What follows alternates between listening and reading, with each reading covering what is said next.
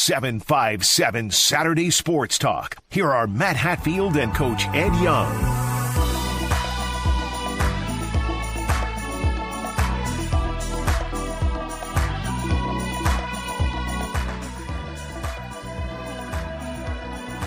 And good Saturday morning to all of you out there. It is 757 Sports Talk, powered by Cova Sports TV. Like, share, and subscribe, plus interact with us all morning long. He is the coach, Ed Young. I am Matthew Hatfield. Oh, we're matching colors, aren't we? Just about. Well, no, yours is a little more turquoise than mine. We didn't even discuss that. Smithfield blue. Smithfield blue. I don't think that's not their color. Blue. No. Oh, it used to be. It's faded because I've had it for about 12 years. You had it for 12 years? I don't know about all that. Yeah, 12 years I've had this shirt. Okay. When I put this shirt on, this shirt and I are close. Well, yeah, it's on your skin, so that's about as close as it can get. Yep, we go back like car seats. Go back like car seats. Oh, aren't you slick? Aren't you clever? I decided I'm going to grow this beard out until the Dodgers lose in the playoffs. You'll be growing until next year, maybe. It's over. It's over. Done. Yeah. Seattle, Toronto combined won't beat the Dodgers. I mean, and that guy from another country who hit all the home runs for them and got all the strikeouts, and everybody's gushing. I mean, they're just gushing that he's the greatest thing ever. I mean, people are just – I'm going to say and get in trouble here. I don't care. They are slurping him up so much that you would think he is the most precious person on the planet. And he's talented. I'm not going to lie. But you know what really bugs me? Hold on. You know what really bugs me the most about the Dodgers? And Larry Bowman, forgive me. I know you're a diehard and you love your Dodgers. And I respect the heck out of Larry. So I actually feel bad, just probably only for Larry. There's a couple of people that like the Dodgers, but he's the only one I really feel bad about. I'll say this. When they do that little dorky, stupid wave thing, that is showing up the opposition. That should be, you can't flag anybody in baseball. Just like when they get a touchdown celebration, I see it in high school, college, and the pros. Just like, taunting. That's exactly what it is. And I don't care what the reasoning is. It is taunting every time someone gets on base and they do the little wave thing with their hands. It is uncalled for. It's uncouth. It's wrong. It's disrespectful. It's disgraceful. And I can't stand those guys. I know you like them too, Woody. Golly day. Enough about them. I can't stand those. I like to call them a nice word. You're letting your Dodger hate. Oh, no, but I admit it. They're great, but I can't I loathe them. I loathe them. Well, as far as it's taunting, whatever, if they do it all the time. They do. Every time they get on base, every guy does it. Betts, Freeman, him, Oscar, the whole bit. I've noticed a lot of teams, and Yankees included my team. They don't do that. Which has already started their changes, gotten rid of some coaches, but we don't care about them. We see guys on the base will do little things, whatever. It's kind of become commonplace among a lot of the teams. And again, if it's something you do win or lose, then okay, you're not really showing them up. But if you're doing it all of a sudden because you're winning a game, of course, you got to allow for the excitement level, even though these are grown men making millions. It is a kid's game, and, it is what it is. I can't, me, I go glushing over the Yankees. And now I'm like, the Yankees out of it. I've not watched much baseball since. I'm more into the football, getting ready for my basketball coming up, college ball coming up here in a couple more weeks. But the Dodgers, I'm pretty sure they're going to win it. I hope they play Toronto. I hope Toronto beats them, but I got a feeling it's Dodgers.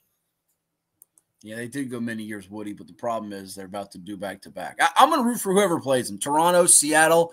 I would almost say this is wrong. It could be Satan's children. I'm rooting for Satan's children. The hate is just coming through. I'm telling you, I can't stand those guys. We might have to get an exorcism.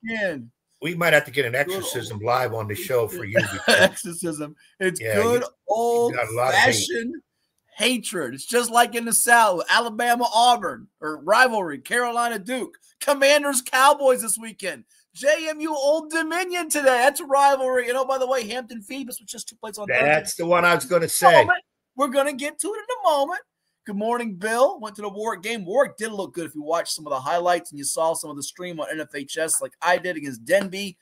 Jerron Crittenden with a pick and Dick Terrius downtown Brown, one of Ed's favorites running the football. We'll get to them in the scores in just a moment. But, yeah, there's a lot happening in the sports world this weekend. A lot happening. And, by the way, another quick rant. Not a Commanders fan, but another quick rant. Monday Night Football against the Bears. When will these dummies learn in college, pro, and even high school football? 3rd and 1, 4th and 1. I don't care if you're on the goal line. Need a yard to go. It's raining. It's pouring. The old man is snoring. That old man being Ed Young. Take the ball under center. Stop going with the shotgun shenanigans. Hand the ball off or do quarterback sneak. They decide to hand the ball off. Whoopsie, whoopsie, whoopsies. Bears get it. Kick a field goal. All she wrote. They blew that game. And if they missed the playoffs by a game, sorry, Commanders fans, all you commies fans out there, I don't have any, I don't feel sad for you because your own coaching staff, your own arrogance said, oh, we can do this, or, no. Get under center, sneak the ball, you end the game. Just like Cristobal, who, by the way, get to him too, Miami, blows it against Louisville. Remember him last year or 2 years ago? 2 years ago against Georgia Tech. He decided to be cute, try to get a guy a certain rushing yard plateau, and they lose the ball, over to Georgia Tech, and they go down and score and win the game. These coaches getting cute and fancy. Who cares about cute and fancy and spread? Get under center, go I formation, and ram the other guys. Man, you didn't eat no Wheaties this morning. No Wheaties. I don't eat Wheaties. You a tyrant today, man. You just getting on anybody and everybody. You need the to go Dodgers get the Dodgers have made me angry at the world. You need to go get, I don't know what's in your cup, but you need to go get some good OJ. You need some good OJ. That's what good OJ would always help. Let's get to the high school football scores. Let's start with Thursday, by the way. That was the first day of games this week because Thursday comes before Friday and Saturday. I do know that. Yeah, that's usually how it goes. Results, don't you? You had the results, don't you? Oh, I'm yeah, would you like to read them or would you want me to read them? I mean, I thought you I thought you, since you were on a rant, you're going to go after something else. I'd like to cool off and hear what happened. Take a deep breath. Exhale. Let's do that. Let's give you a chance to relax. Let's go Peninsula District. And, of course, Thursday, you had Menchville over Heritage 34-7. And the big one, I didn't see coming this way. I'm anxious to see what you think because you were right there on the sideline.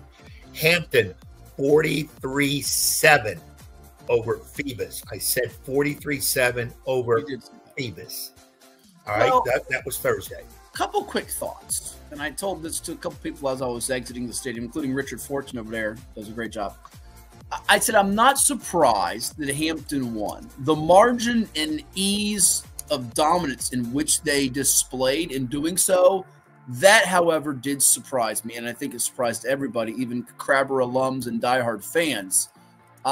Phoebus, we kind of tried to tell you this a few weeks ago, and you dismissed me. You can say you didn't. But the truth of the matter is you dismissed me when I told you this, Edward, that they have some issues stopping the run.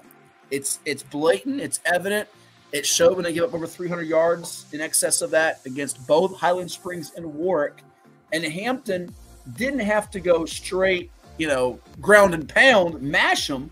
They did it with a mixture of players to get their production on the ground game. And that is the concerning sign now for Phoebus is if they have enough personnel this year, enough depth, particularly if they have someone go down to injury, to get the job done. Because Hampton outgains them 403 to 133 in this game, Ed. They outrushed them 214 to 17. When's the last time Phoebus? They have suffered lopsided losses. I know people don't believe it, but they have suffered lopsided losses. Go back to Harbor Park, 2012, when Hank Slater's Titans put an end to the dynasty reign, if you will, clobbered them by 50-plus points. Go back to the regular season finale in 2021 before they won the first of 4 straight state titles when Oscar Smith beat them 42-donut. And go back to just 9 years ago when Dazzling Daz Newsom put on a show and Hampton beat Phoebus by 40-plus points in that one. So they have been beaten before, but when's the last time, even in getting beat like that you said Phoebus only ran the football for 17 yards on 19 attempts? That part's unheard of, to be shut down in the ground game and really be neutralized. Tyree Diggs, who had 170-plus against Bethel, only 12 yards on the ground in 10 attempts. So That shows you, but you say, wait, do they have the backs? They have the backs. Up front is where the game is. A-gap, Hampton eviscerated it, and the blocking, the protection, interior tackles, it's not there. And you know this, in football, if you're not blocking properly, you can get exposed in a big way in a hurry. The numbers are just mind-boggling to me. I think you would be talking about somebody else. And, when I saw the Warwick highlights, and you even said it too before, I said, man, Warwick pretty much had their way running against Phoebus. And I still wanted to hang on to that Phoebus freight train coming down the tracks because that's what tradition and winning does. But this game with Hampton, pure dominance, period. Well, let me stop you for a second. You wanted to go with, by the way, folks, for folks that wonder, this is Ed Young's. Now I'm going to get on his tail here for a second. He always says when we do the predictions, to send me your score. I sent him every score I had, and him with nursing a 1-game lead decided to be the copycat of copycats and take every team I had this week. So this week, when the picks come your way, you won't see a single one of my picks, just the Massey computer ratings. Since you are a copycat and a little silly wussy. This is what happens. I would have taken you, Hampton, but Ed decided to be the copycat. Now, see, people, this is what I try to tell you. When he's losing, he can't handle losing at all. I'm calm with it. I went through the standings, the picks, and I said, where can I go against? He has to protect my one game. Let me go against Matt Hatfield so I can give him a chance to tie or go ahead of me. And as I went back through them, when I came to Hampton Phoebus, I'll be 100% honest. I didn't dwell on it for a second. I said, no, I'm going with Phoebus. Close game, I'm going to go Phoebus.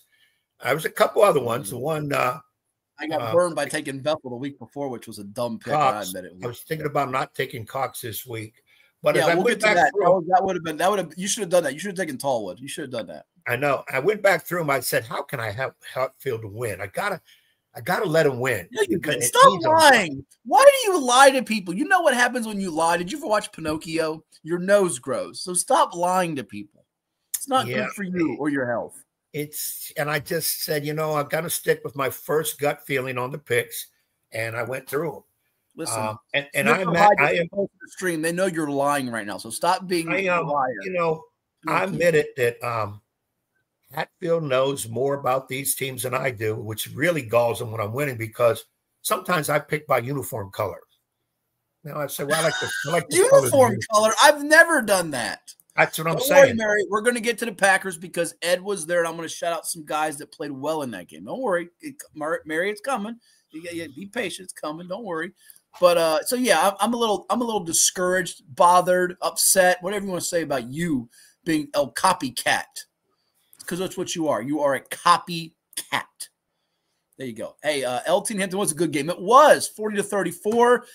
Lake Taylor's in Region 3A, Yale, and Hampton's in Region 4A. But we're going to get to that. Do you want to hear from some of the contestants in that game? We've got the coach of the Crabbers, Woodrow Wilson. And we have two of the standouts in Casey Lassiter and Davion Perry, part of the Great American Rivalry Series where an MVP trophy was handed out to Mr. Lassiter. Let's go with the kiddies first. I always like to get the kiddies, and then the coach will clean it up with his more relaxed comment. All right, so this is our conversation from Thursday night after the game with Phoebus. Two of the standouts for the Crabbers, Mr. Lassiter and Mr. Perry, with us on Cova Sports TV.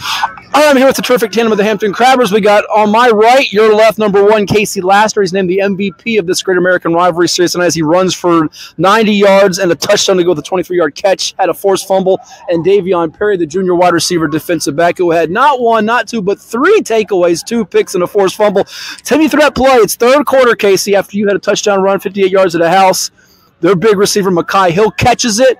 This guy ends up scooping after you forced it. How much did that feel like a momentum-changing play, and you guys were going to dominate from there? It changed a lot. Like, just the energy, the team coming together. That's like the first time I really see the team come together with momentum and just everybody on our side. So it changed the game completely.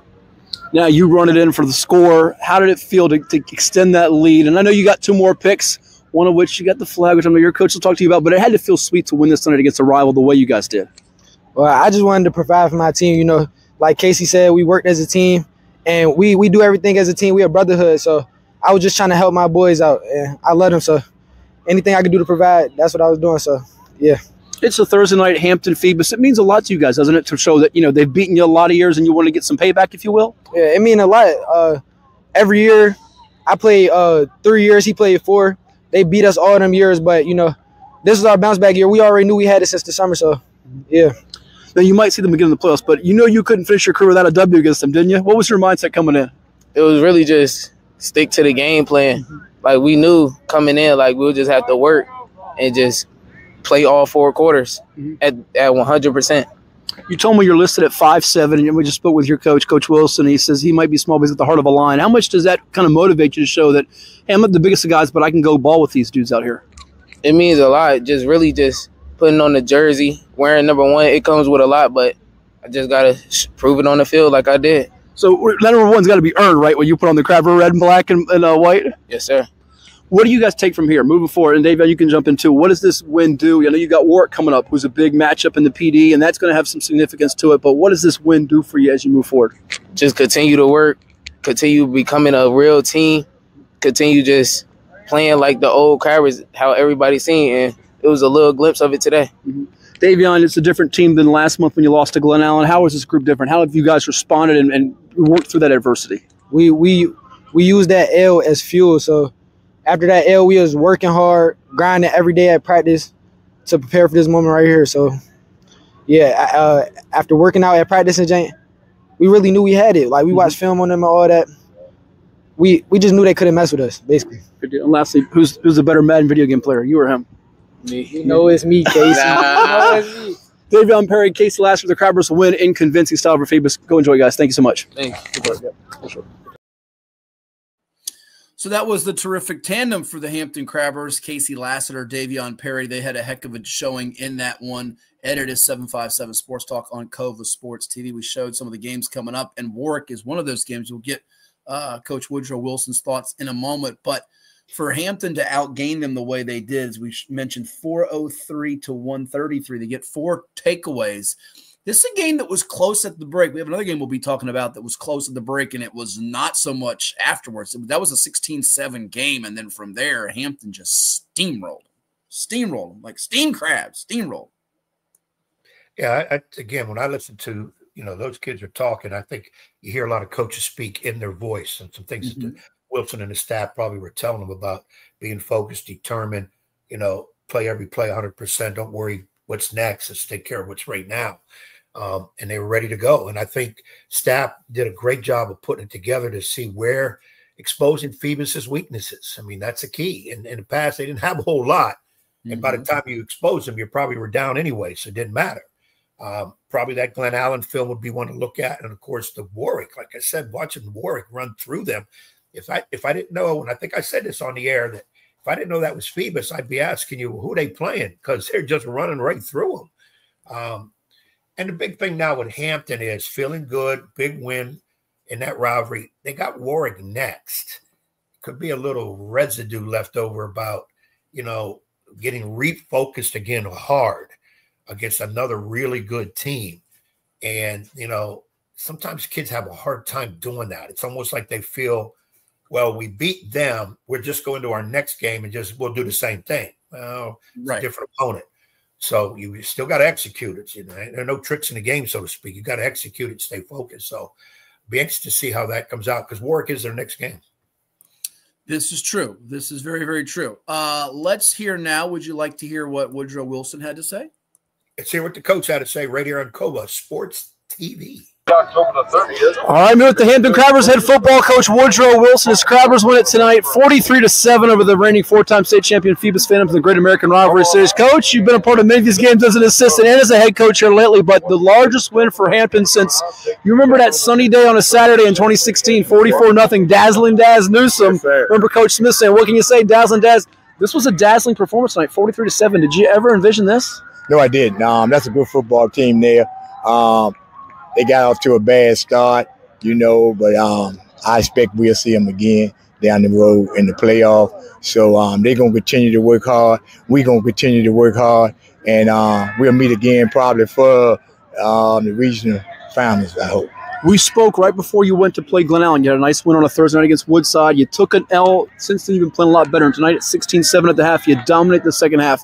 What did your team show you from that defeat, and what did you learn about the squad in the second half to come out here and really just dominate Phoebus? Well, not to take anything from Glenn Allen. Like I said to my principal, I apologize to him. We didn't play well that night. Not making excuses, but I'm glad it happened at that point instead of later on in the year. So like I said, we're going to continue to work hard. We learned and got better each day after that loss, and we're going to continue to work and get better each day. You know, those football games are won in the trenches, and it felt like from the very start, your line of scrimmage play, especially Gavin Kay, you get that safety, and other guys up front like Gene Jones Jr., they really set the tone, and you negated Phoebus's running game from the start. Was that part of the game plan to kind of take away the run from them? Well, yes, and like I told Marty earlier when he came over there pre-game, we had to control the quarterback, keep him in the pocket, because when he got outside the pocket, like y'all saw, he made a couple of plays. And overall, we did that. So I'm very, very pleased of my football team down there. Speak on a couple of your youngsters in the third quarter. They were dominant. Number 1, Casey Lassiter, and number 2, Davion Perry. Perry's a junior, Lassiter's a senior. He was honored before the game for his academic achievements. He's the smallest guy out there, but he's got the heart of a lion, Coach. He forced that fumble that his teammate ran in 39 yards. I felt like that was the big play that got momentum for you. Absolutely. I wish he was a little bigger, but he got a heart of a lion. I mean, like I said, I'm so proud of him. He worked hard every day. He had an ankle sprain, the Glen Allen. Like I said, I'm not making excuses, the Glen Allen game. And he missed a few practices, but he gave it everything he did the following week. Now he probably about 95%. And like I said, he a super, super kid. Yeah, he is. And lastly, in closing, it felt like, you told me a few weeks back that, you know, Marcus Chapman, the maturity's there. It felt like tonight, and against a rival, he didn't do it all by himself. He used his teammates. And collectively, did you see kind of a growth moment from this team? What can you use from this one moving forward? Because it's got to feel like a nice springboard for you down the stretch. Absolutely. We got a tough one next week. So we're going to come in tomorrow and take care of some of the aches that we have, do a little conditioning, look at the film, and I'm just so proud of Marcus Chapman. I don't know how to express it. Yeah. He's a super, super young man. But be honest, it's nice to put on a Thursday, have a full week to prepare for that team that's unbeaten in the district, isn't it? Yes, sir. Yes, Friday or Saturday? Yes, sir. And we unbeaten, too. There you go. Yeah, well, we'll see you for a big showdown. Crabbers and Raiders. Yes, go enjoy it. Thank you. All right. Thank you. Appreciate it. So that was Woodrow Wilson of the Hampton Crabbers with us. It is 757 Sports Talk and Cova Sports TV. Like, share, and subscribe. Ed, his team looking good, and 2 things now get posed after that performance. Let's start with the Phoebus element here first. Yale says they were exposed after the Highland Springs loss. Well, if you look at the statistics, and I don't want to pick on a team that's won 4 straight state titles and has been so great, but their first 2 games were Denby and Kecoughtan. They didn't have that early. I mean, it started late September 12th. But since then, they've now given up 31.5 points per game, unlike Phoebus. Their last 3 games are Heritage, Woodside, Menchfield. They'll get right in that regard there. But Region 4A now, they're looking at probably a semifinal matchup or even a first-round matchup. Good morning to Keith out there who says hello. With some teams that have the ability to maybe beat them now. I wouldn't have thought in the past that a Churchland or a War Hill, and by the way, War Hill got a signature win last night for Pocosin, which we'll dive into. But I wouldn't have thought those teams stood much of a chance at all against Phoebus. But the way that they've struggled versus the run here, now you have to wonder a bit. I think their passing game is still on point with Maricus Banks, the ODU commit, firing it to Mackay Hill and Jaden Javier, and the freshman is going to be really, really good in Jaden Marbury. But now you do wonder if there are some chinks in the armor there. And then the second element we'll get to is Hampton Warwick now. Who do you give the edge to as we'll look at that game here in a moment. But your first thought on the Phoebus part of it and what Coach Wilson had to say with his Crabbers as they get ready for the Raiders after that. Well, obviously, the key with Phoebus now, and you're right, we're not going to kick Phoebus, after a tough loss like that based on, again, what they have done and what they're still very capable of doing. Coach Blount will get that fixed. There's no question about that. And we get so stuck on these teams that have great tradition, always are winning, and we sometimes live in the past a little bit too much. And today's teams may be completely different. And each year it is a different team. But that's the big thing about football, really any sport, but I put it more on football. You find out, you do your scouting, you do your film work. Where are they weak at? Can we attack that? Are we strong where they're weak at? And if you've got a strong running game, apparently what is shown this year, you can hurt Phoebus where in the past they were extremely strong up the front, on the line. You're not running right by 31 points a game. There were probably years where they gave up 31 points the whole season. So you got to expose it. That's coaching. You got to try to expose their weakness, but you got to have the parts that can expose that weakness when you do it. And teams have found that out with Phoebus. And Phoebus, I know, will have to get that fixed as best they can before playoff time. Because as you're right, when you get into playoffs, most of the teams are pretty good now. So you're going to have to, what worked for you to get you there? You can't all of a sudden change everything.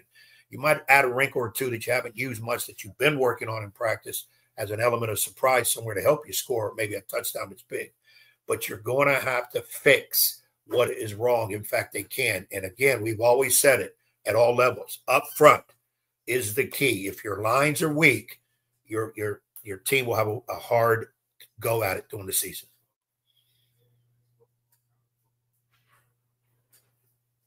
Mike is muted. Yep, we got it. We're good. That could be true, JH, but there's still some time for them to get right. And the injuries have certainly had an effect on some of that. How about on the Warwick side of things with Hampton now? We'll get to Warwick's game from Friday night a little bit more here. They end up handling Denby rather easily after multiple shutouts of Newport News Schools.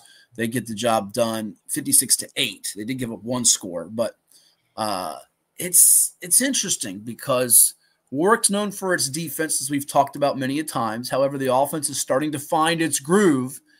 And Hampton, I wondered a little bit in the game with Phoebus, it might be a track meet, could they slow Phoebus's deep? Well, based on what it did with the running game, and they have those guys up front, Gavin Kay, we talked about with Coach Wilson, and Gene Jones Jr., that size they have in the trenches, get some of those basketball guys over, like Kay and Abraham Taft, who made a wonderful one-handed touchdown catch.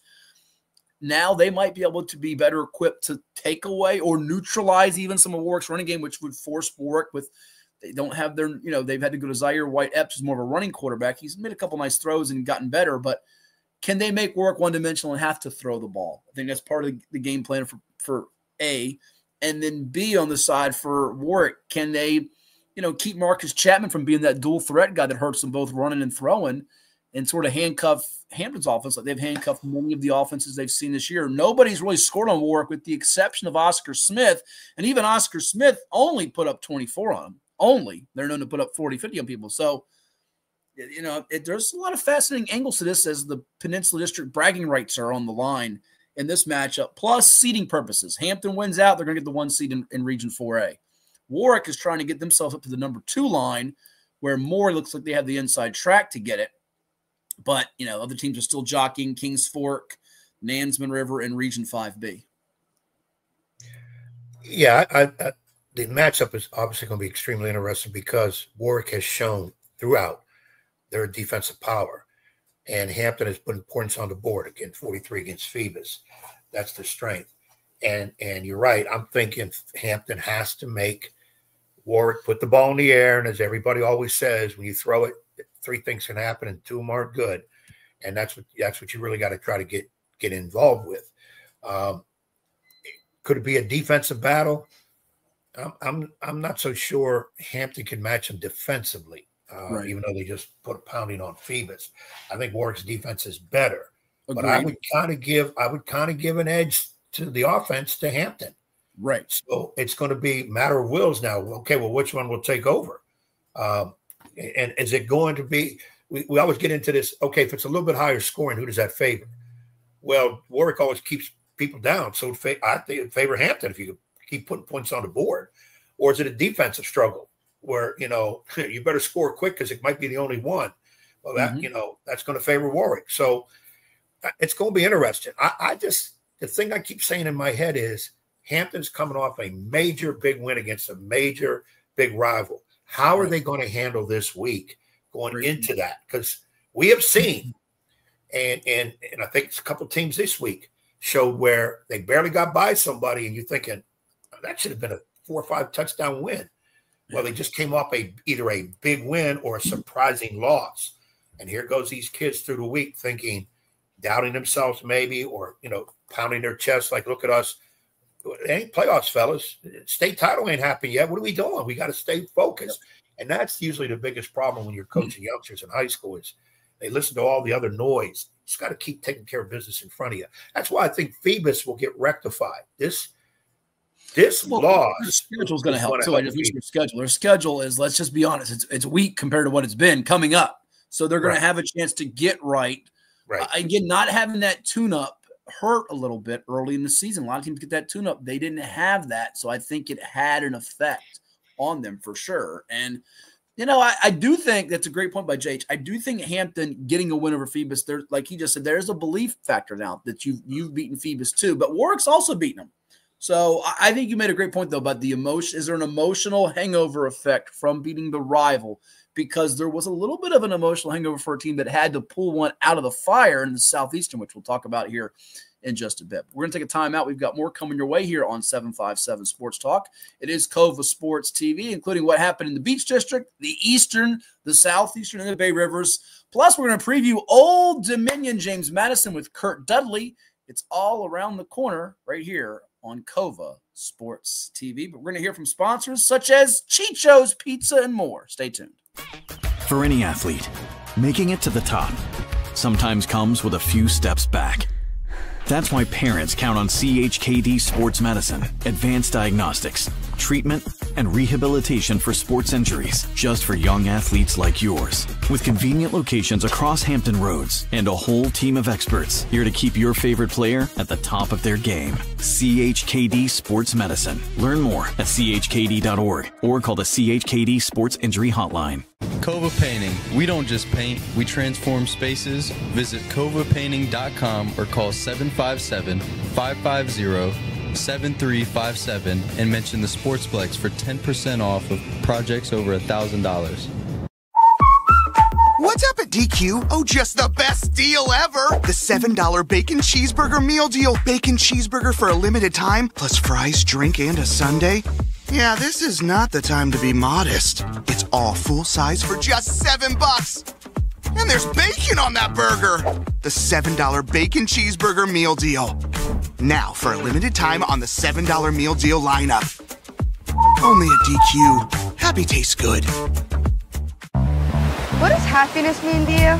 Being in the ocean with you, watching you catch super fun waves. In Virginia Beach, happiness is breaking barriers and savoring the sunshine. I couldn't pick a better place or a better person to be with. This is what makes me happy. Happiness is going all out. And taking it all in. Here, happiness is whatever you make it. Find yours in Virginia Beach.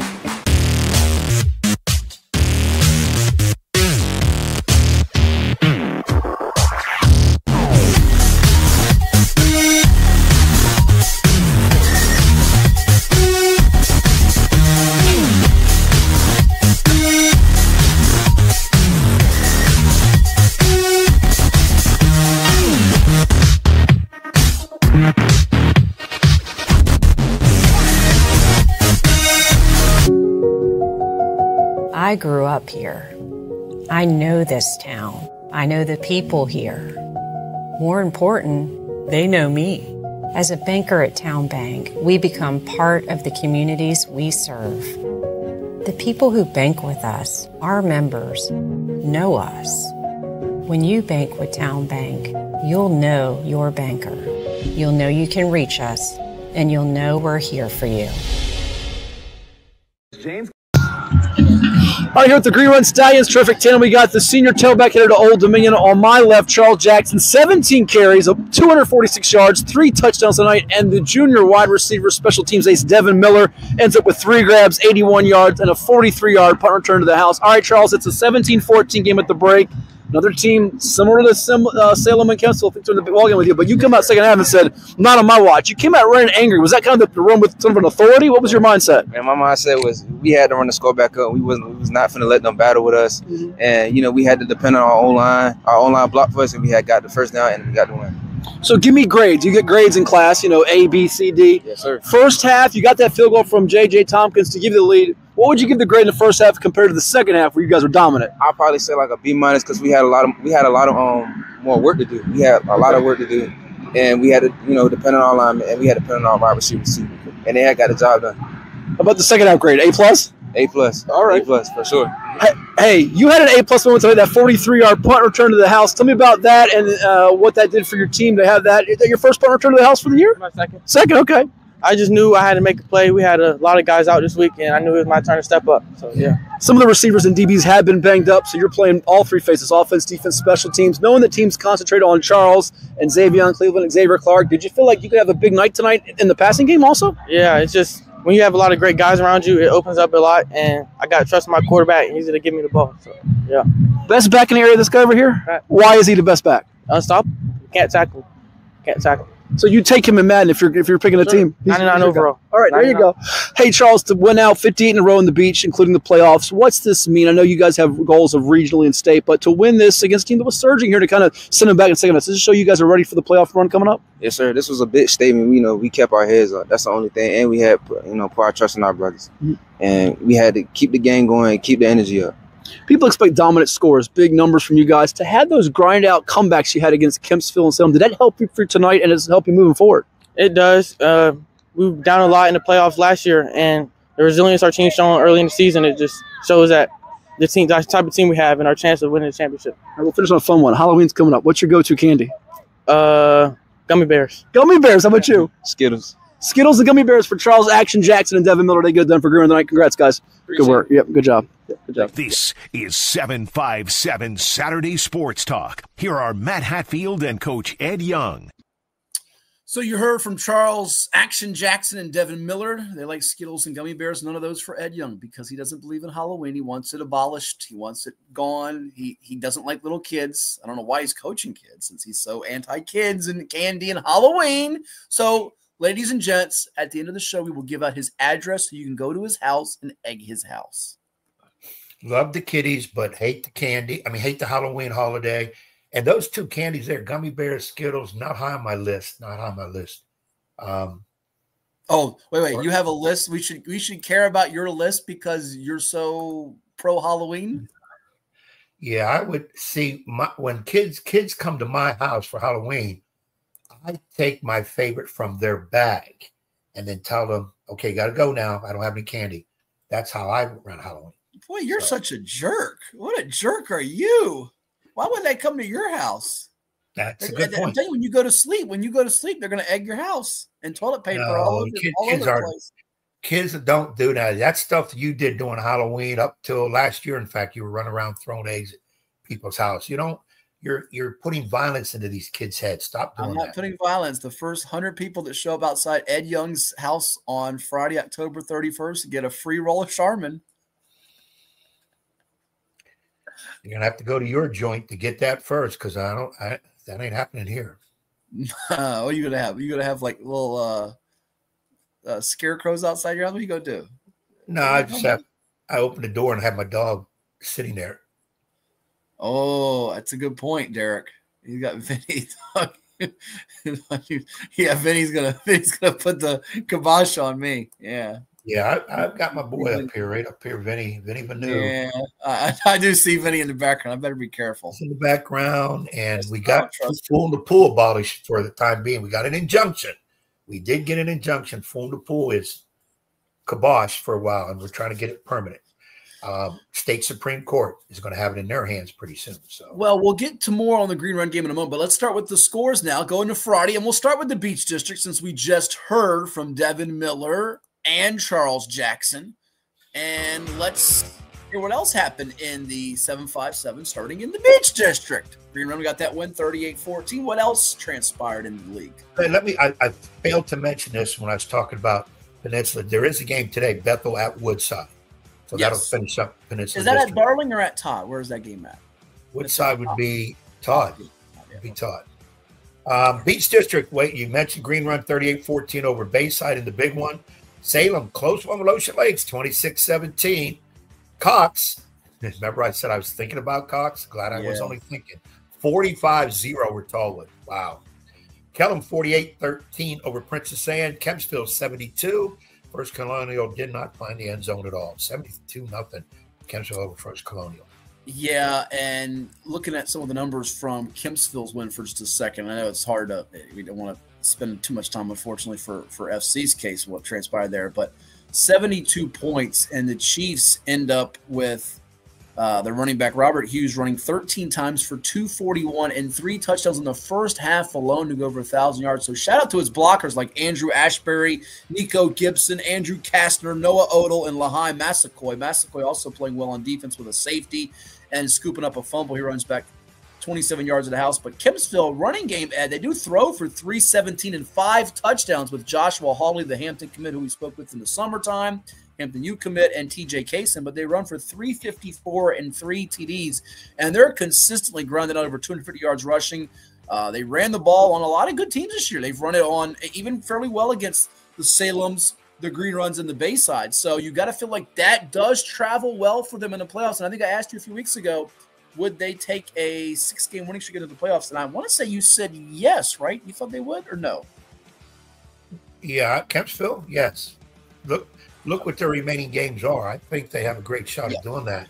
They're not too tricky. Their games left are Tallwood for the Battle of Kempsville Road, who struggled with Cox, Kellum, and Cox. And what about the Falcons? They have gotten back on track. Wasn't a pretty easy one with Ocean Lakes, but boy, they put forth their best effort of the year and demolishing Tallwood 45-0. And they got a key one coming up with Salem next week. That's sort of the game of the week in the beach next week, as they're both trying to get on that 2 line, as high as the 2 line, if not the 2 line in 5A, 3 or 4 seed at the very least, because you figure Green Run's got the 1 locked up. Indian River's battling the other beach schools like Bayside, Kempsville, Salem, and Cox for home field in a 2 or 3 seed.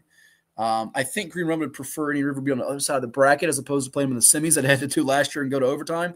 But it'll be interesting to see how that plays out, because Salem still has to play Cox. Cox has to play Kempsville.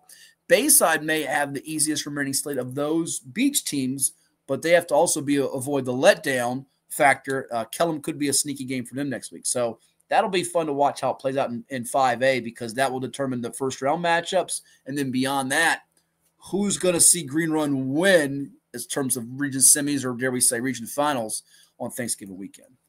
If we were to say Indian River wins out, would they not be number 2? Yes, they would. They should be, but that's an easier thing to say than done, because they have Lakeland and Hickory, but sandwiched in between there on October 30th now is Kings Fork coming to Chesapeake, and that is not a gimme game.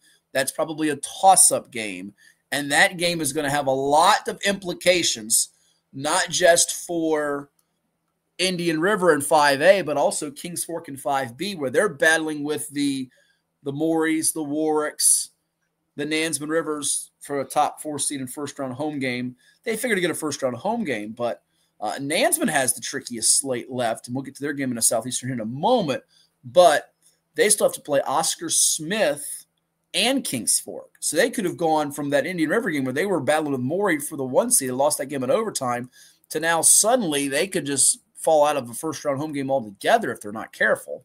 Probably still going to have enough to outpoint a Bethel or Norview from the 4 line, and we would suspect. But their seeding has dropped, and they were not all that great in their game on Friday with Deep Creek. But let's get back to the beach for a second. Anything else grab you? No, to me the scores kind of went according to form. I really thought, don't ask why, Cox Tall would be closer. And I didn't think Salem's game with Ocean Lakes would be that close. Right. So, you get this time of the year again, this is where the separations begin.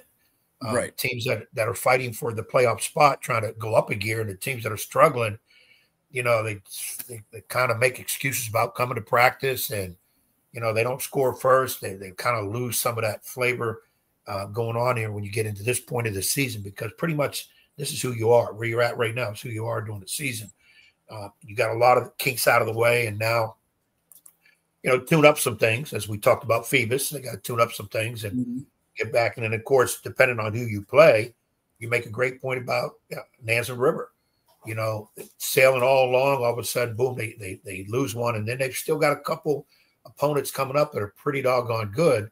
And right. And we don't want to sit out here and say, well, they're going to lose, that's going to lose. Those teams are too close to really call. but you're going to be sailing right along, and all of a sudden, boom, now you're way back in the race. You got to figure out where you're going to finish. Yeah, I'm interested in that Cox-Salem game next week. Cox gets a couple touchdowns from Grady Swango on offense, one on a reception, one on a run. Elias Field gets a 44-yard pick six. They get 4 takeaways. Salem's got a new quarterback in. Remember, Landon Curls got hurt earlier in the season. They've had to put in Cam Hall. They're still kind of ironing out things, but they've got over 1,000-yard rusher and Jason Harden Jr., who is a sophomore. Isaiah Bray, the big bruiser that came over from Oscar Smith on the line, also a power running back for them. Caden Drenny made a nice touchdown catch in the back of the end zone. That game's going to be a real interesting one. Last year, Cox got the better of Salem, so Salem trying to exact some revenge in that spot. And we also caught up with the head football coach of the Stallions, Ed, as the streak keeps marching on over there on Dahlia Drive. Yeah, we're going to get a chance to hear Hampton Roads' version of Lou Rawls.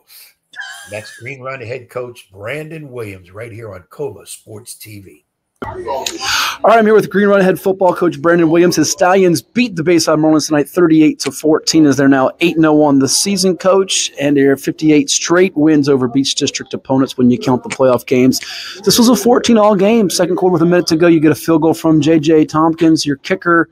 Second half, though, dominant performance. What can you say about your group, the defense and the running game to pile up 292 yards led by the ODU commit Charles Jackson? I mean, with the way Charles ran that ball tonight, it was a thing of a work of art, and I'm so couldn't be proud of him. Like I said, he's our leader of our team, and we're gonna run behind him no matter what. As far as defensively, I mean that's what Coach Whitehead does best, and go into halftime and adjust and may come out in a different game plan. So the second half adjustments were all our defensive staff. And it really felt like if you're edge pressure and you're getting Cam Johnson back healthy, another Virginia Tech commit, and I know he was honored to have him come in at halftime there, but Junius Clay, a sophomore for you, Quavon Cleveland, a sophomore for you. These two guys are like tarantulas out there, 6'4", 6'5". They're long, and it's hard for anybody to block them, even the best of O-lines, right? No question. They're going to, they'll give us problems coming off the end, like I said, especially when you get a good pass rush like we got tonight. But like I said, I can't be proud of these guys, especially the way we played on the other side of the ball. We flew around and, like I said, the first half was a tight notch, but we finished the ball game on the right end. Speaking of this, you're a veteran coach now. The nicks and bruises, you've had guys dinged up all year long with it. Xavier Clark, who came back tonight, caught a touchdown pass. Corbin Watson out tonight has been a really key part of your defense as a sophomore newcomer for you. Taron Whitehead just got back tonight, son of a D coordinator, and by the way, interception in the end zone. So you've had to kind of plug and mix and match, even though you say, well, we're not crying. Green Run's very talented, but for you guys as coaches, you got to still scheme it up and put people in the right positions, don't you? That's what that's what we get paid for. We don't get paid much, but that's what we're here for, to make adjustments and put the kids in the right places to be successful, and we take pride in that. I don't know if people knew about Devin Miller before the season, but they do now. Tonight he finishes up with 3 catches for 81 yards and a 43-yard punt return. This is a second big game in the Beach for you, much like Cross did it for you against Salem. You get a punt return score. Special teams, the third aspect that gets forgotten about, but it matters, doesn't it? No question. We preach special teams a lot around here, and that's the first thing we do in practice. I mean, like I said, special teams can win and lose your ball games, and we take that very seriously on all aspects of the game.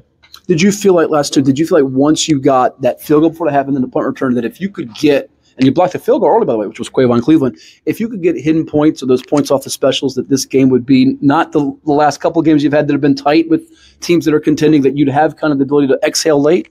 That was actually our game plan. To get some points on the special teams and steal some extra possessions, because we know how talented they are, and they can explode at any time with their team speed. So that was an emphasis this week to have a solid special teams out and possibly put some points on the board. So that's the same thing. We came out with that tonight. All right, I asked your guys afterwards, like Miller and Jackson. First half they didn't give it an A grade, but the second half was like an A+ grade. To run for 292, to shut them out in the second half. No, they've been averaging over 42 a game. This is the type of game you need when it gets colder. Run the football, do things. And oh, by the way, we didn't even talk about your quarterback, Luke Ashcraft, who was efficient tonight, and he's starting to continue to progress in your system. Do you feel like you guys are starting to come along? Yeah, we're starting to hit our stride. I was talking to our guys this week, and I said I feel we actually, especially after the Lansdowne game last week, that we finally didn't caught our swagger for the right time and going into the playoffs. So I think if we keep this up, we're going to be a tough outing in the playoff run. Well, 80% of the way done for the regular season, and a couple of more before the playoffs begin. Brandon Williams and the Steins, keep it going. Thank you so much. My man, appreciate it. Absolutely. So Green Run runs for 292, Ed, in a game that was almost identical on the scoreboard in terms of total yards. I sent you the numbers at the break. It was 17-14. They got that late field goal. Second half, though, all green run. Bayside did not get much work, and Cam Kirby, their quarterback, got dinged up on a drive that they were trying to cut into the lead. Did return later, but had a couple of takeaways, and now the Stallions in the driver's seat to get the 1 seed in Region 5A. And remember, this year Class 5 cross brackets for the state semis. So 5A's champ will see 5C, 5B's champ will see 5D. If you were to project ahead, and I know this makes people angry, especially Riverbend, who got a great win over Colonial Forge last night, and Hermitage and Glen Allen and Indian River and Warwick and some teams like that. But from our preseason rankings, you would have matchups of Green Run, Highland Springs, Maury, Stonebridge. And we've seen those 4 teams very much in the state playoffs here in recent years. But your take from what he had to say there, and special teams has really stepped up for them here. Cross a couple weeks ago in Salem, and then Miller on this one on Friday night. A lot to be said about a team, a little bit of a struggle or close game in the first half. And then all of a sudden, the second half, to another game. Like you used the word domination. They just didn't let Bayside hardly do anything well. They just kept boom, boom, boom, especially the kid at running back, Jackson. He just pounded for yardage with people hanging all over him. There's a lot to be said with that because, again, in looking at a team that's going to have aspirations of state championship and moving down to regionals into the state, if you can do that on a consistent basis, of course you want to blow everybody out from the get-go to the end, but it doesn't always happen, especially in playoffs. But if you can do that, it shows your team's resolve that you can make a few adjustments and then they work. In terms of special teams, I've always been one to say at all 3 levels, when you look at offense and defense are very close, whatever, Hampton, Warwick coming up, that special team sometimes is the one that gets it. Is it a block punt, maybe a key field goal, or a fumble recovery, a punt return for a touchdown? We sometimes don't look at it, especially on the high school level, really on the high school level, more so than college and pro, as well. We got a good offense, we got a good defense, our special teams while they're there. But you have that going for you in high school. I think, again, come those close games, playoff time, you'd be set. Yeah, it can really be a big deal. There's no doubt about it. So I just want one time for Brandon to sing the Lou Rawls song, You'll Never Find. Team like mine, someone who listens well, and we win game. I can't use his voice because he's got the Lou Rawls voice. And one of these times we got to put Lou Rawls take up on here. We can get away with it. So that's people can see what I'm saying about the Lou Rawls. Every time I listen to Brandon talk, I'm waiting for him to break out in a You'll Never Find song. So Lou Rawls. Well, we would play Lou Rawls, but it's copyrighted, so we don't have the ability to do that. But I found out from somebody, as long as you say we don't own the rights to the song or whatever, and we're not getting royalties from it, we're not getting money from it, it is legal. It is okay. legal. Well, you tell that to YouTube after they flag us. How about that? Tell YouTube to come see me. I got something. Oh, I'm sure. Yeah. Then we'll have a big X over your face, and you won't be on YouTube anymore. Tell them I got some candy corn for them. You don't give out candy. Oh, candy corn is what you're going to give out now? Candy corn is not candy. That is the worst food ever made other than Spam. Candy corn. Candy corn's worse other than Spam. Yeah. So how about this? You come up with a bottom 5 list of worst foods. Spam is 1. Candy corn is 2. What's 3, 4, and 5? Are you anti-cabbage? Are you anti-spinach? Are you anti anything like that? No, I'll eat spinach. I eat cabbage. I like sauerkraut, which is cabbage. I'll eat that. Pig's feet. Pig's feet's up there. Okay. Pig's feet's up there, probably 3rd. Ox butt or oxtail. Oxtail's 4. Jack, yeah. I hope you're watching this to cut this for a reel later. And Young's bottom 5 foods in the world. You got to come up with a 5th one. What would be that 5th one? What would be the 5th one I'd never touch? Oh, frog legs. People actually eat frog legs. Frog legs. Okay, those are the 5. You just heard it, ladies and gents. Ed Young's 5 stay away foods. Stay away from that. And I also want to know from the listeners, perhaps some fun, so we get them listeners, because I know you're listening, but we want to make sure you get on here. You get whatever platform you want to do. What's your favorite Halloween candy? Well, we heard it from the kids, yeah. Yeah. By the way, got to shout out our man I Am Coach DB on the IG. Said, morning, fellas. That's Benjamin Du Bois. His Windsor Dukes got another W. And we highlighted him in the Smithfield Times. I told Derek last night, we highlighted him in the Smithfield Times. You go check it out. Got a big win over Surrey as they're trying to get into the playoffs, 47-26. They're in Region 2A, which is no picnic. A lot of good teams in Region 2A. One fell on Friday night, which we'll come back and talk about, that being the Poquoson Bull Islanders. It leaves Green Run as the last team standing. So if you had Green Run in your 7-5-7 football survivor pool, you're a winner. The deal's done. However, doesn't mean the Stallions do win a region or state championship. It just means they're the only team with a goose egg of the 49 public schools in Hampton Roads. And speaking of public schools, we'll also come back and talk about a public-private matchup. I'm going to read some comments, too, from a guy, and I'm glad he said all this. I felt like it was directed. It wasn't directed at Ed Young, but I'm gonna make it like it's directed at Ed Young. There we go. Charles Elkins watching all the way from Tuscaloosa. Roll Tide, Charles. Yeah, roll Tide.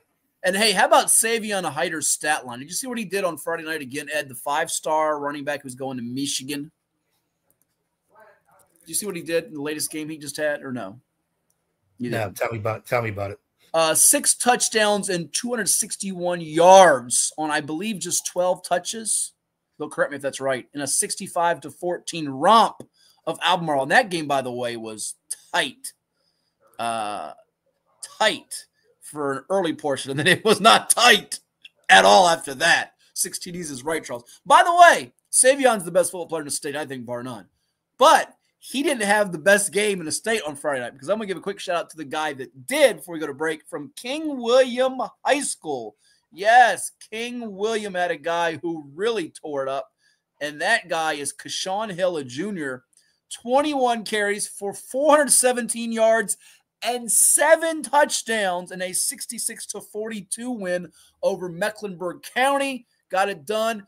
His last 8 quarters of football, Ed, 40 rushes for 715 yards and 12 touchdowns. That follows up a big game he had the week before. I'm forgetting who they played the week before. It might have been Halifax or somebody. I forget. It's really not relevant at this particular moment. But that was the best game anybody's had. Actually, he has 2 games. He had 715 yards to Kashawn Hill, a junior for King William, over 2 games and 12 TDs. As you'll say, a lot of kids don't do that in a season. Some will do it in a career. He outgained some teams. Yes. Let alone a player. Some teams in one game. So, yeah, he should be on the radar of some schools. And people say, well, he did it against someone. I don't care. If you get 715 yards rushing and 12 TDs over 2 games, you better be on some radars. And, by the way, King Williams had a great running back, record setter, VHSL State Player of the Year just a few years back in Damon Claiborne, who went down to Wake Forest in the ACC. But we've got more coming. Don't touch that. Dial hour 1's in the books here on Cova Sports TV and 757 Sports Talk. And when we come back, you'll hear from a kicker. Just for kicks. He's going to Army to serve our country. Bryce Widhalm. It's all coming your way next right here on 757 Sports Talk. And you're watching with us on Cova Sports TV. Now this from our sponsors such as Town Bank. Did you know that the minimum limits in Virginia are $30,000? $30,000 is a lot of money on an individual basis, but if you're involved in a personal injury matter, that's not enough. Here at Williams Lloyd's, we're happy to provide a consultation on the amount of coverage you have in your vehicle. It can be confusing. Not many people understand it. You know you need to have it, but do you have enough? Give us a call today at 757-547-5555 so we can help you prepare in the case of an automobile accident or any other personal injury matter that you or your family may find yourself in.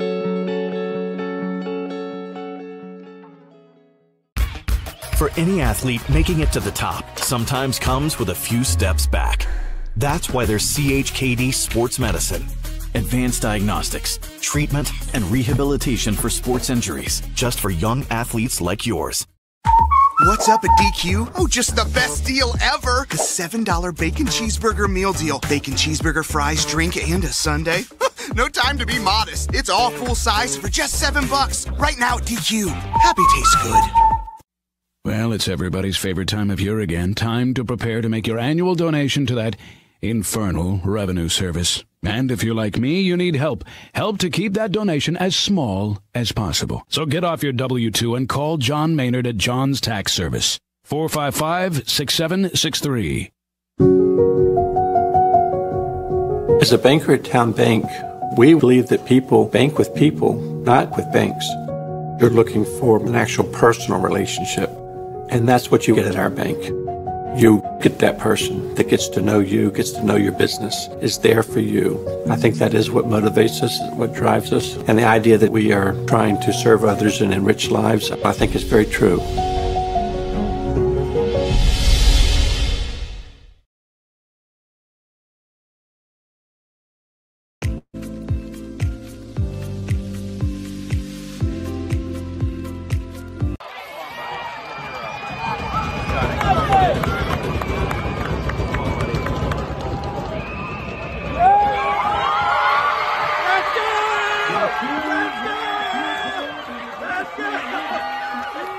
Hampton Roads has a long-running high school and college sports tradition. It's time to give them the spotlight they deserve. This is 757 Saturday Sports Talk. Here is Matt Hatfield. And welcome back to 757 Sports Talk. Like, share, and subscribe to Cova Sports TV wherever you are tuning in. We thank you for doing so. We've got a special guest with us from the Frank W. Cox Falcons in Virginia Beach. He's an reigning all-region kicker and punter who has recently made his commitment to Army, serving our country, and he's going to continue his football career there, too. He's a heck of a soccer player, too. We say hello to Bryce Widhalm. Bryson, thanks so much for stopping by. Congrats on your commitment. How's life been treating you? Of course. Thank you. Thank you for having me out here. I mean, it's amazing. It's still an unreal feeling. I'm still pretty shocked. My family's all shocked, but overall, it's a good ambience, so I'm very happy right now. That is so cool. And we showed the clip there, your 40-yard game winner against Lansdowne, yes, first game of the season. Was that your first game winner you had? Yes, sir. That was my first game winner. Butterflies, nice. you had hit one, earlier in the game, I think from like 46, 47 yards out. With yes, butterflies, the game's on the line. We see it all the time in the pros. Kickers can be made heroes like Adam Vinatieri, or they could be the guys people are screaming and cursing at. They didn't make the winning kick. What's going through your mind as it's the first game of the season, and it's all kind of depending on your foot and leg there? Yes, sir. So obviously my team had to set that up for me. Our defense got a good stop. Our offense drove down the field to get us in that range. And I'll be honest, I was nervous on the sideline, but once I stepped on the field, I was very confident in my team, the blockers and holder, and we just did our job just like we practice every day.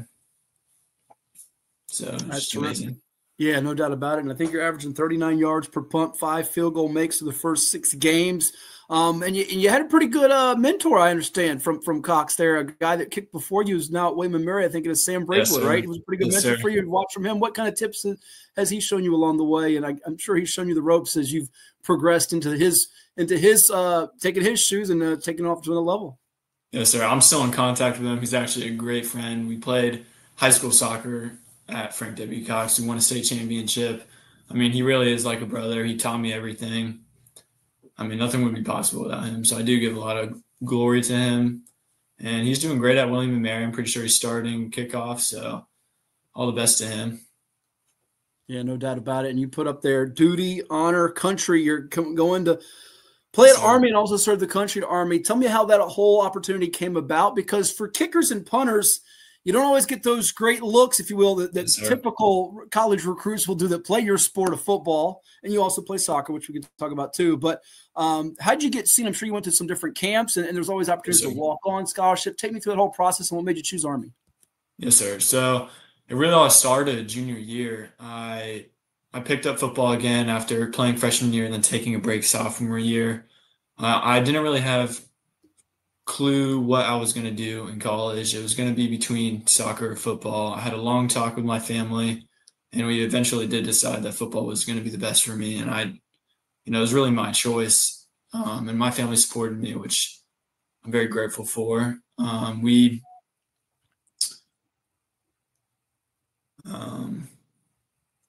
don't know. It was just amazing. There's a lot of emotions with it. I'm sorry. No, you're good. It was just, yeah. It was a tough choice. I'll be honest. I didn't know what I wanted to do. And junior year, I turned season winning the honors for the region and then getting state honors as well. Mm-hmm. It was amazing. We trained really hard during the winter, played high school soccer still because those are my brothers as well. And we had a huge camp circuit, went to so many college camps to kick footballs. I've won a few Division I camps. It was amazing. Sent film out to a bunch of coaches. And Coach Eternio was that really got back to me constantly in positive feedback. So, I mean, that's just amazing. And then, yeah, I went to some game day visits, and eventually, the Army versus Charlotte, they got the win 24-7. I just went out last Saturday. Amazing facility, amazing atmosphere. Nothing bad to say about it. Amazing academics. And the brotherhood there really is prestigious. The locker room post-win was out of the world. It was really, you had to be there to experience it. There's just no other place like it. And we went on a facility tour afterwards, and Coach Eternio pulled me aside afterward, and he offered me a full ride to Army, and I accepted it within seconds. There was no doubt about it. It's awesome. That is so cool. And I know you mentioned some different camps and so forth. And now they're taking you as a kicker or a punter or a little bit of both. It's a little bit of both. So figure it out. Which do you think you're better at? I mean, I'm sure you practice both a lot, and you feel you're pretty effective at each because you were all region. I'm sure you're going to be up for potentially all region, all state honors this year. But what do you think is more your forte if you had to pick between the two?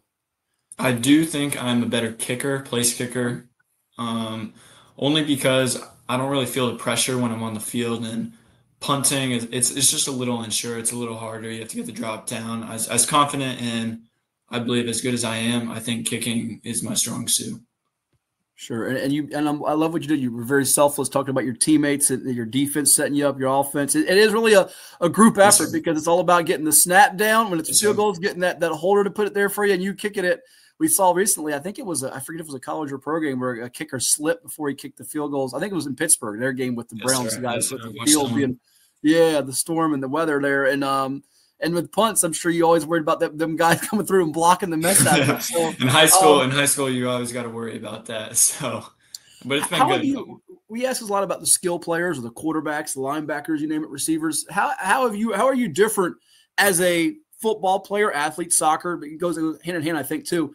How have you progressed, or where have you changed or developed at from your starting year, freshman, to now? Where have you gotten better at? Is it just overall awareness and knowing how things are in terms of the acumen and speed of the game? What would you say? Yes, sir. So freshman year, I was just kicking to kick. I was a soccer player all my life since I was 6 years old. So I was kicking to kick. There was no form whatsoever. And I just went out. I had fun. I played JV, and I also started punting on varsity. And Sam Braidwood kicked. He's now at William & Mary.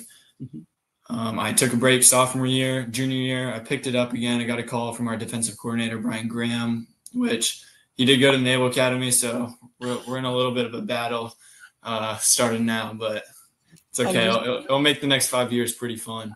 I've gotten to cover high school football now for 20-plus years. I've gotten to know Coach Graham a little bit, so I'm sure you're not his favorite person in the world unless you hit the field goal to bail the team out and you guys advance in the postseason, or I'm sure he loved you after the Lansdowne game 1. So, yeah, there's going to be some friendly trash talking, I'm sure, during Army-Navy week, huh? There definitely is.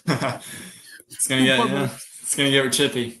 A few more minutes here with Bryce Widhalm of Cox High School. He's at 5 field goals, averaging over 39 yards per punt this season as the Falcons off to a 4-2 start, chasing another playoff spot in Region 5A here out of the Beach District. Our guest here on 757 Sports Talk on Cova Sports TV. Like, share, and subscribe. Last two for you, Bryce, before we do some rapid fire. Take me through what do you think this team can accomplish this year? Because we all know certainly Green Run's the top dog in the Beach. Sir. You guys already played them. Some other good teams like yourself and Kempsville, Bayside, Salem. But I know the postseason, getting there in advance, and after the last 2 years getting knocked out in the first round's the goal. Are you going to bed at night dreaming about having that kick to win the game, be it tied or down last seconds like you had in game 1 against Lansdowne? Yes, sir. I actually don't think it'll come up to that. I think last year we unfortunately did get knocked out in the first round, but we were very unhealthy at the end of the season. I think this year we're taking care of our bodies, which is really good. We've only had very few injuries, so I think it's going to come down to who's the healthier team at the end of the season, and I know we'll get it done. Our offense has been working nonstop, and our defense is out of this world, so I really do think we're going to make a deep run. Awesome. I love that. Now, I asked this to another kicker that I got a chance to interview after Maury beat Bishop McNamara in triple overtime. Me being at Hatfield, having to interview McCoy was odd. But Charlie McCoy of Maury High School, you may or may not know him at all, but he hit a game-winning field goal. And I said to him, and he didn't really stone me on purpose. He just kind of, I'm sure, caught up in the moment. I was like, who do you look up to kickers? Like, I like them all. I don't want that answer. Love them all. Give me a kicker or two. I'm sure you watch in college or pro that you study or say, man, I like how he does it. I'm sure there's got to be one or two out there. Or you got a favorite pro team maybe that you love that kicker. Who's the guy or two? Give me one or two if you can. Yes, sir. I like Koo, and I know he just got released from the Falcons, but I think he's a guy's guy. I think he's super relatable. The fans do love him. I mean, give or take, but I think having a relatable person on the field who is a good guy, I think it's someone you could definitely stand by. There you go. I love it. Yeah, Hung-Wei Koo. Maybe he'll get picked up by a team here in the playoff hunt before the NFL season is done, no doubt. All right, ready to play some rapid fire with us, Bryson? Yes, sir. Here we go with the Army commit, Bryce Widhalm of Cox High in Virginia Beach. All right, what's your favorite TV show? My team, excuse me? Favorite TV show? Ooh, my favorite TV show? I actually like The Walking Dead. I've been getting into that recently. Okay. It's very dystopian, but I like I like binge watching. So okay, I love it. All right, favorite movie? My favorite movie, I've got to say, I do like all the James Bonds. I'm obsessed with them. Mission Impossible's action is definitely my way to go. All right, you like those? Good deal. Good deal. Trade places with one person in the world. What person are you trading places with?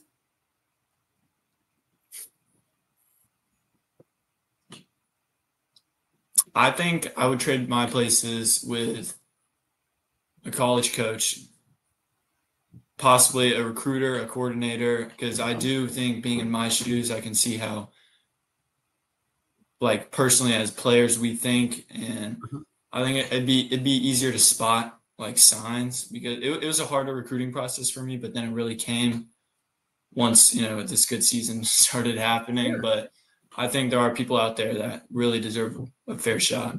Cool. I love that. All right, a couple more for you. Halloween's coming up. What's your go-to candy?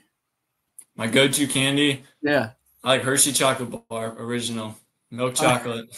All right. What's your best costume you did for Halloween? I'm sure you're not doing it now, trick or treat. What was your best costume you went as? My best costume, I think I was Shaggy last year from Scooby-Doo. So okay, all right. It was pretty crazy. I had some long hair. All right. And last one, if Bryson can visit one place in the world he hasn't gone, where you going? Be it vacation or just to check out and travel to? Vacation. I think I want to go to Singapore. Okay. I'm sure it's really clean. It's a different world, I've heard. So okay. I think that'd be interesting. Good stuff. That's Bryce Widhalm of the Cox Falcons, headed to Army to serve our country and continue his outstanding football journey. He's a talented soccer and football athlete from Cox High in Virginia Beach. Thank you so much for doing this, and all the best to you the rest of the way. And I'm sure we'll bump into you before the season's over. Yes, sir. Of course. Thank you.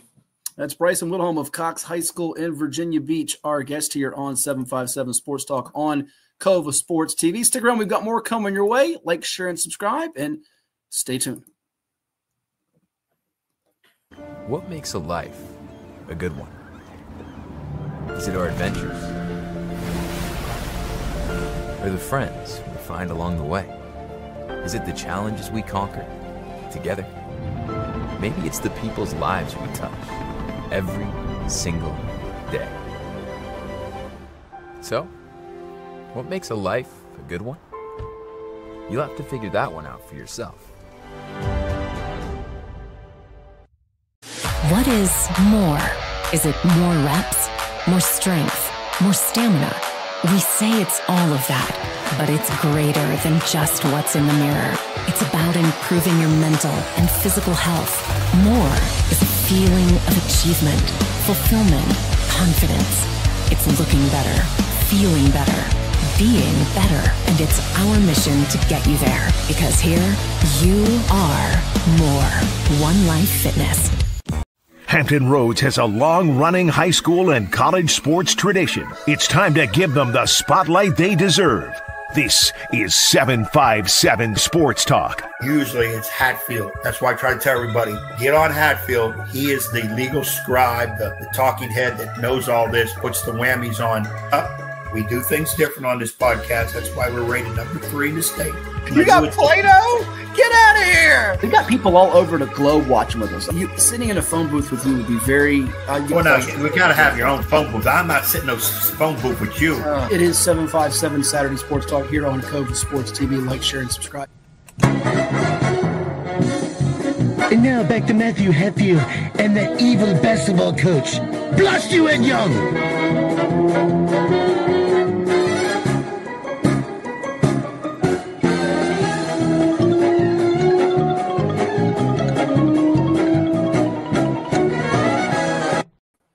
And we are back here on Cova Sports TV. Like, share, and subscribe, and interact with us wherever you are tuning in. We thank Bryce Widhalm of the Cox Falcons, who are now 5-2, for stopping by. Headed to Army and dropping some knowledge, Ed. Dropping a dystopian. You can't even spell dystopian if I give you 3 chances. Go. No, I couldn't really spell it because I really don't care to, and I don't really use it. But the youngster was a different interview. That kid, you could tell he's always thinking about something next. You could tell that. And then, he got a little emotional in the idea of getting a chance to move on to and apply his craft at the next level. I wish that young fellow well. I think he's going to be all right. And looks like he has the right mind. Kickers are very different people. Mm-hmm. They're on an island by themselves at every level. Your job security is the most tense, I think, maybe in all sports, because you have one bad game, you'd be gone at the end of that game that quick. And they, like I said, there are a lot of times they're by themselves because all they really do is kick. They're not really involved in the game planning, whatever. Just make field goals, just make extra points. And you see a lot now in pro football, especially, I think this year, some of these guys are kicking stuff from 60 yards. Yeah. Pretty soon we're going to have that, 70-yard field goal, listen, he made me have to look up dystopian because it's an adjective relating to or denoting an imagined state or society where there is great suffering or injustice. So I'm in that state all the time, Bryson, because of Ed Young. Thank you so much. I will use that word at some point later on in the program. I don't know if it'll be today or another day or maybe another year, maybe next year in 2026, because you'll probably still have me in that state where there's a lot of suffering because you make me suffer. That's for sure. And a lot of great injustices too. Let's go through more scores because, by the way, we got Curt Dudley coming up in a little bit. JMU broadcaster is going to preview the matchup with Old Dominion today. Ed said they're going to knock off the Dukes. Over to you, and then they turn around and got walloped by Marshall. So maybe he'll keep his mouth shut on that topic for today because Monarch Nation wants to use you as a punching bag. But let's go through. We did the beach. What do you want to? What do you want to? I believe in the Monarchs. All right, we did the beach. We're done with the beach. Let's get off the beach. It's cold down there. Let's go into Norfolk. Let's go into the Eastern District. We had Lake Taylor 43-35 over Churchland. Maury 66. Zonk over Norcom 0. Zonk. Wait. What is zonk? Zonk is when you get something. You actually get nothing.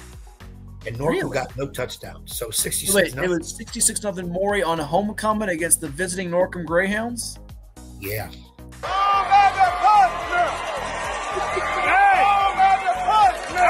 Hey, Will! Down! I know that was Daryl. He did that a couple years ago, and he probably did it again last night. He did it last night, too. And it was a perfect segue to do it because it was Norcom from Portsmouth. So they went home not real happy. And Norview, defensive ace, by the way, Pitt is lit commit, got a touchdown catch, and Matt Williams, who again has the best first name in America, got himself a touchdown catch in that game as well. Go ahead, next game. Norview over Booker T, 51-14. So that takes care of the Eastern District. Well, real quickly, we just a quick react. Lake Taylor now gets ready to play Maury, and it was on my Hats Hits. And I'm going to try to show it on the screen here. Give me a moment because I want to expound upon this just for a brief second. Keon Johnson runs really well. Titans had a double-digit lead, and it got tied up, but they pull out the game. What can you say about Lake Taylor now? 6 straight wins, playing really, really well, running the football well, moving the football well. And, yeah, here we go. I can share it now with the Hats Hits. As I put it up on the screen, we do our takeaways on Friday nights in the IG Live special, which people can also watch after games around midnight, late in the 11:30, 12 o'clock hour here on Cova Sports TV. But there you go, Ed. You can read it for the folks if you like. My number 3 hit from last night. All those people who called for him to retire after last year's uncharacteristic-free finish over. Herman B. Sawyer, an apology. Herman B. Sawyer. You know what? I didn't know his first name. I went full name on that one, baby. Yes, I did. That's what you do when you owe someone an apology. You like I would reference you as Edward V. Young, as in Vincent, not Victory. But you're hoping to get victories this year. I'm gonna start calling apology. I might have to start calling Hank Herm. There you go, Herm, not Herm Edwards. That's his full name. And by the way, they were tripping on Facebook. You saw him last year. What do they got to say now? He's 6-1. Now listen, he's got Maury next, so those people could come back out of the woodwork. That might not be pretty, but they're 6-1, and they're actually playing for the top slot in the Eastern District against Maury in late October, which people didn't think was going to happen when they were 3-7 last year. Well, you know, I put my little 3 cents in this. Hank is not even concerned about the people that mentioned last year, whoever they may be. Oh, that, you know, he's older and they're losing time. The game is back.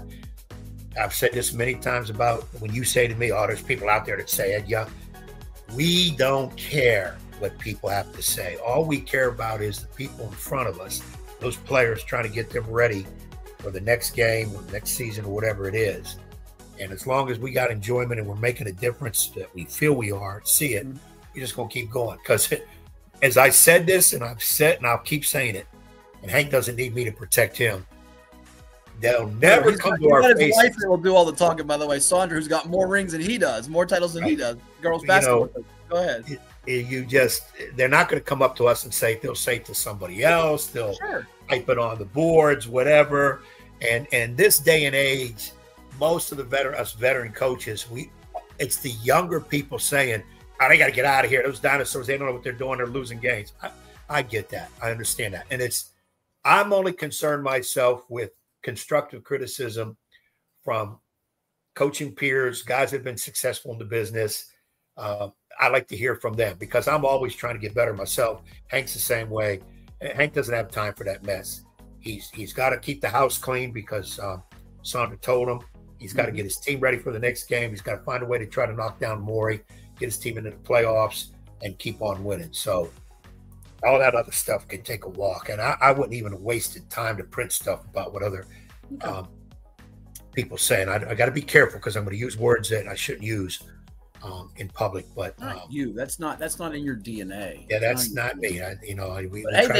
There was some defensive scores in that game. Breon Dupree had a pick 6 for Churchland. Travis Willis, the lineman for Lake Taylor, had a scoop and score, big number 54. Like, it was an interesting game last, which we thought it would be over there in Portsmouth with Lake Taylor and Churchland. Churchland now has lost back-to-back, and for them, you wonder a little bit, Ed, about where their seeding will be because War Hill gets that win of Precoce, which we'll outline in a second. So now you still got to deal with, in terms of seeding, you might be looking at a first-round game with Phoebus. You got Hampton and Lafayette and War Hill, Smithfield, Phoebus.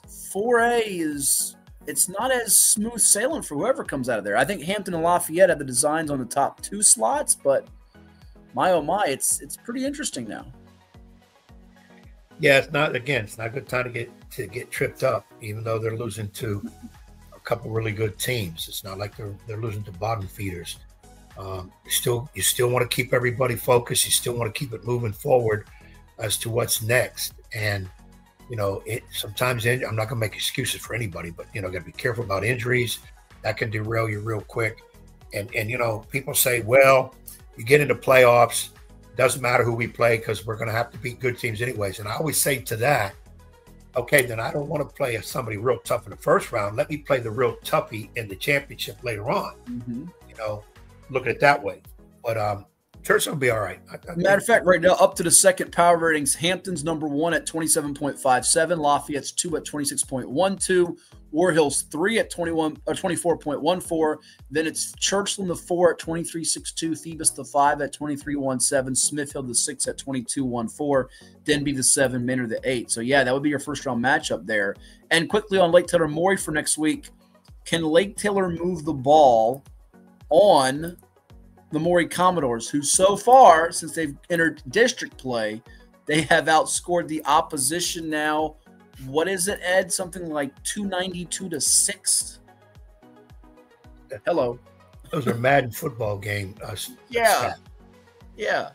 I mean, come on. Six points total. But you saw it. Lake Taylor is averaging 48.6 a game. So I said last night, I believe it, they'll get at least, I think they'll get a couple scores, maybe even a third score or more. The big question is going to be, how do they stop Morey from scoring? That's going to be the big issue here. So now, if Morey's defense shuts them down completely, now you got my attention. It's a little bit like when we said when Warwick was not giving up any points a couple years back and they played Phoebus and they lost a 10-2 game. So I don't know. I'm interested on that front. All right, let's go to the next district. We're going to Southeastern or Bay Rivers? Where are you headed? I'm going to go right down my list, which actually has Southeastern Nets. All right, save the best for last. Let's go Southeastern with Kings Fork 73-0 over Lakeland. Ooh. Oscar Smith 68-7 over Grassfield. Ooh. Western Branch 35-25 over Great Bridge. Nansemond River. Whoa. Was that 35-28 or 25? Western Branch 35-25. 35-25. That's a misprint. I think it was 28. We'll double check that. I think that's a misprint. I think it's a misprint. Let's go ahead, but that's okay. Go ahead. I'm taking 3 points away. No, I understand. Hold on. I'm going to double check it, but keep going. I'll double check it. Go ahead. Nansemond River 27-20 over Hickory. Tough one. A little bit of a tougher one. And then Indian River 28, Deep Creek 21. So the last two Southeastern District scores there, unless you're going to tell me different, close games throughout. Yeah, it was 35-28 with Western Branch and Great Bridge. So, in fact, Great Bridge had chances to go ahead late in that ball game and didn't do it. It was a tight one there. Will Englert had a couple touchdown passes, touchdown run. Ryan Stewart with a pick six before the break, but Gregory McNeil with 3 touchdowns to lead Western Branch against his old team. Aiden Waters with a couple scores as well. And Western Branch hangs on despite the injuries that they've suffered. So now for them, and Region 6A is, I believe, taking 6 teams to the playoffs this year, not 8. So this puts Western Branch in an interesting scenario here as they move forward, because they're currently the 4 seed in 6A, where Oscar Smith's the 1, Manchester's the 2, Thomas Dale's the 3, Branch the 4, Byrd the 5, Lansdowne the 6. Western Branch's remaining schedule, as they give the 1 and 2 seeds buys, I believe is what works like what it looks like this year. Western Branch has Grassfield, Deep Creek, Oscar Smith next. Really want to go 2-1. 1 and 2 probably gets you in. 0 and 3 not getting in, but I think they'll take care of business against winless Grassfield. So they're probably looking at a first round matchup with LC Byrd. Have you heard Bird's the word? So that's a first time I can ever remember them playing each other, if that does come to fruition in November. Yeah, but like you said, they're gonna have to get at least 1 win. At least 1 of these wins. Yeah, but I think they'll get the 1 against Grassfield. I don't foresee that being a problem for them. The Deep Creek game is a toss-up. How about Deep Creek pushing Indian River to the brink? So that game is fascinating. Remember, Deep Creek lost that early game to Currituck. Andre Twine's team have been slow starters traditionally here lately, but they pick up steam down the stretches. They almost knocked off Green Run in the playoffs a couple years back, and they upset Cox last season as a 7 seed when Cox was a 2 seed. Mike Jones is an established playmaker at running back, one of the best around. They get the touchdown catch from Delshawn Matthews to cut it to 7 in the fourth quarter, and Jones ties the game up before Donovan Brown's 95-yard kick return to the house with 5 minutes to go. Lord Malik Crew had the big game for them last week. Remember the game winner to Elijah Boggs, who caught one in this game, a touchdown. But that hangover effect we talked about earlier in the show, beating Nansemond River, you probably think it's not as big a game against Deep Creek, and they almost got bit last night. They almost got bit, but they better make sure they stay on their game. Still a very young team with some freshmen and sophomores contributing quite a bit. And now they have Kings Fork looming in 12 days. It's not easy. I think they can almost look over to this next game, unfortunately, for the opponent being Lakeland, who's really struggling right now. But that Kings Fork game, October 30th, is a big one, very big one, and I'm really curious to see how that plays out. Yeah, it's going to make things interesting for a couple of those teams there in the Southeastern District. Hey, I want to backtrack a second. I forgot. I said Norfolk scores Eastern District. I forgot Granby suffered a 49-7 defeat to Norfolk Academy. Yes. A non-district game, but that was Granby's part of the Eastern District, so I want to make sure I get that in there. 49-7, Norfolk Academy over Granby. Yes, and how about the sophomore tailback, Cortland Simmons, who's been balling all year long, one of the best around, private or public, 120 yards rushing, 4 touchdowns. We talked about him in the offseason with Steve Moniger. He leads them in tackles too. And it's interesting, Granby with your guy Jonathan Wilson, as the temporary coach. He'd won his first 2 games, but they got behind 21-0 and went for it on 4th down around midfield a couple of different times in the first quarter. And it backfired in this first ever public-private showdown. Like you said, right, showdown, but it's matchup, I guess you can say. Norfolk Academy gains Granby by more than 3-1, 291 rushing for Norfolk Academy to 106 total yards for Granby. And I think it's interesting. I love this quote from Steve Moniger to the Virginia Pilot. I think the people on the outside, they think it's a much bigger deal, and I understand that, and I think so too. This is a signature win for our program, and it's a statement win as well. It will rattle a lot of cages in the 757, and I think that's really cool. He didn't mince words, did he? I like it. I like it. That's right. Some people thinking the private school teams can't hang with the publics, and they gave him a little taste of the medicine. Now, Granby's not one of the premier right now. They were among the better teams last year, and they've gone through a little bit of a off the field formal situation, the coaching change, or however you want to deem it, view it, describe it. But I would like to see more of these in the future. It's cool for the area. It's neat for those Norfolk Academy kids who don't get a lot of shine to have this moment, and now they're going to continue to pursue TCIS title, state title, playoffs around the corner for them. So I think this is a growing moment for them and those kids, and they were one of the bigger winners on Friday night for sure. Another one of the bigger winners came in the Bay Rivers district, where you talked about my man Brandon Williams being Lou Rawls. War Hill, coached by Jerome Rhodes. I call him Mr. T. Looks just like Mr. T with the glasses, ready to say, "Shut up, fool." I got my Mr. T in your pocket. I'm going to go find it while you go give the scores. But they knocked off the Bull Islanders. You didn't believe it. I didn't believe it. The Massey ratings called it and got it right. Poquoson unblemished, no more. Give us the BRD scores, Edward. Well, that was a War Hill 35-28 win over Poquoson. Also, Lafayette 57-7 over Gloucester.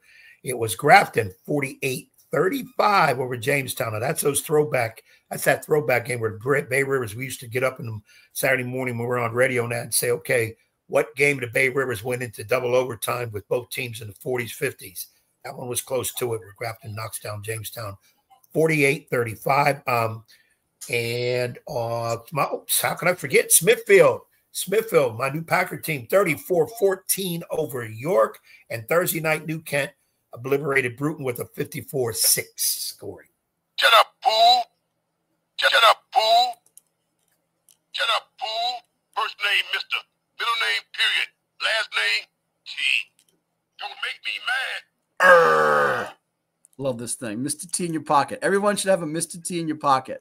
Anytime Ed Young says something crazy, you just say, "Shut up, fool. Shut up, fool." For a second I thought that was Green Run basketball coach Kenny Harris. Oh, no, that would be, come on, man. No, yeah, Mr. T in your pocket. You got to get one of these, folks. Mr. T in your pocket. Some good OJ. But how about War Hill for a second, Ed?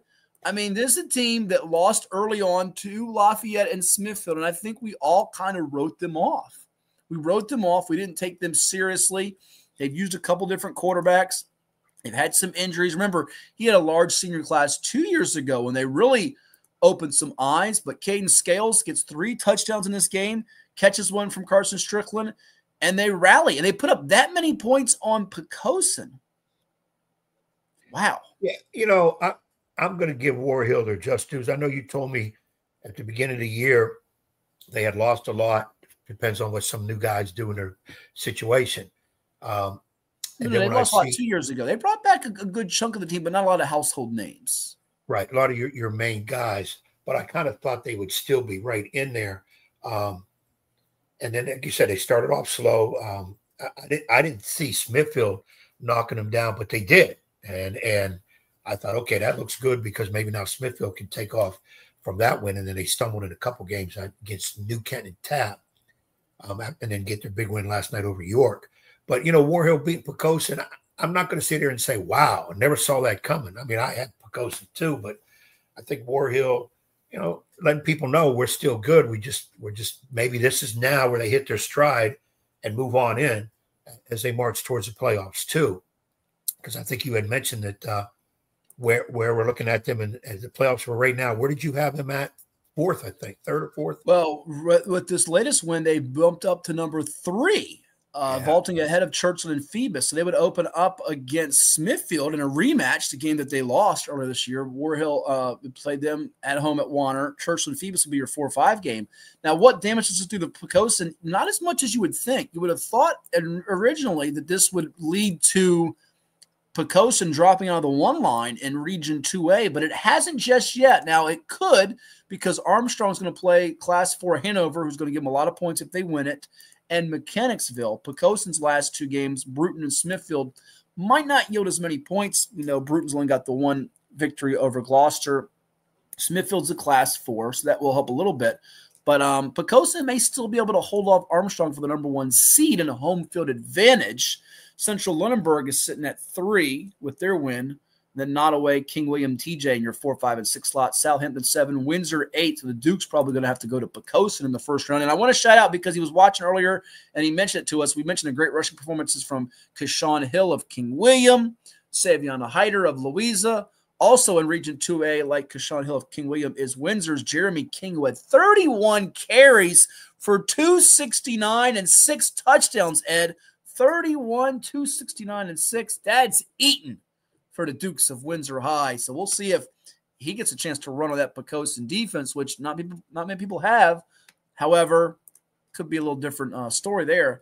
So that will be your first-round matchup today in Region 2A. Of course, things will be ever-changing each week as they come, but I always like to hear if the playoffs started today. I like that opening phrase because it kind of gives us a perspective of where people are, and we do want to see some interesting matchups of teams that don't normally play each other a lot. So now this is a playoff game type coming up for them because they're 6-2 as Windsor, and they've got Greensville on deck and then Southampton. Greensville's just behind them in the 9 slot at 3-4.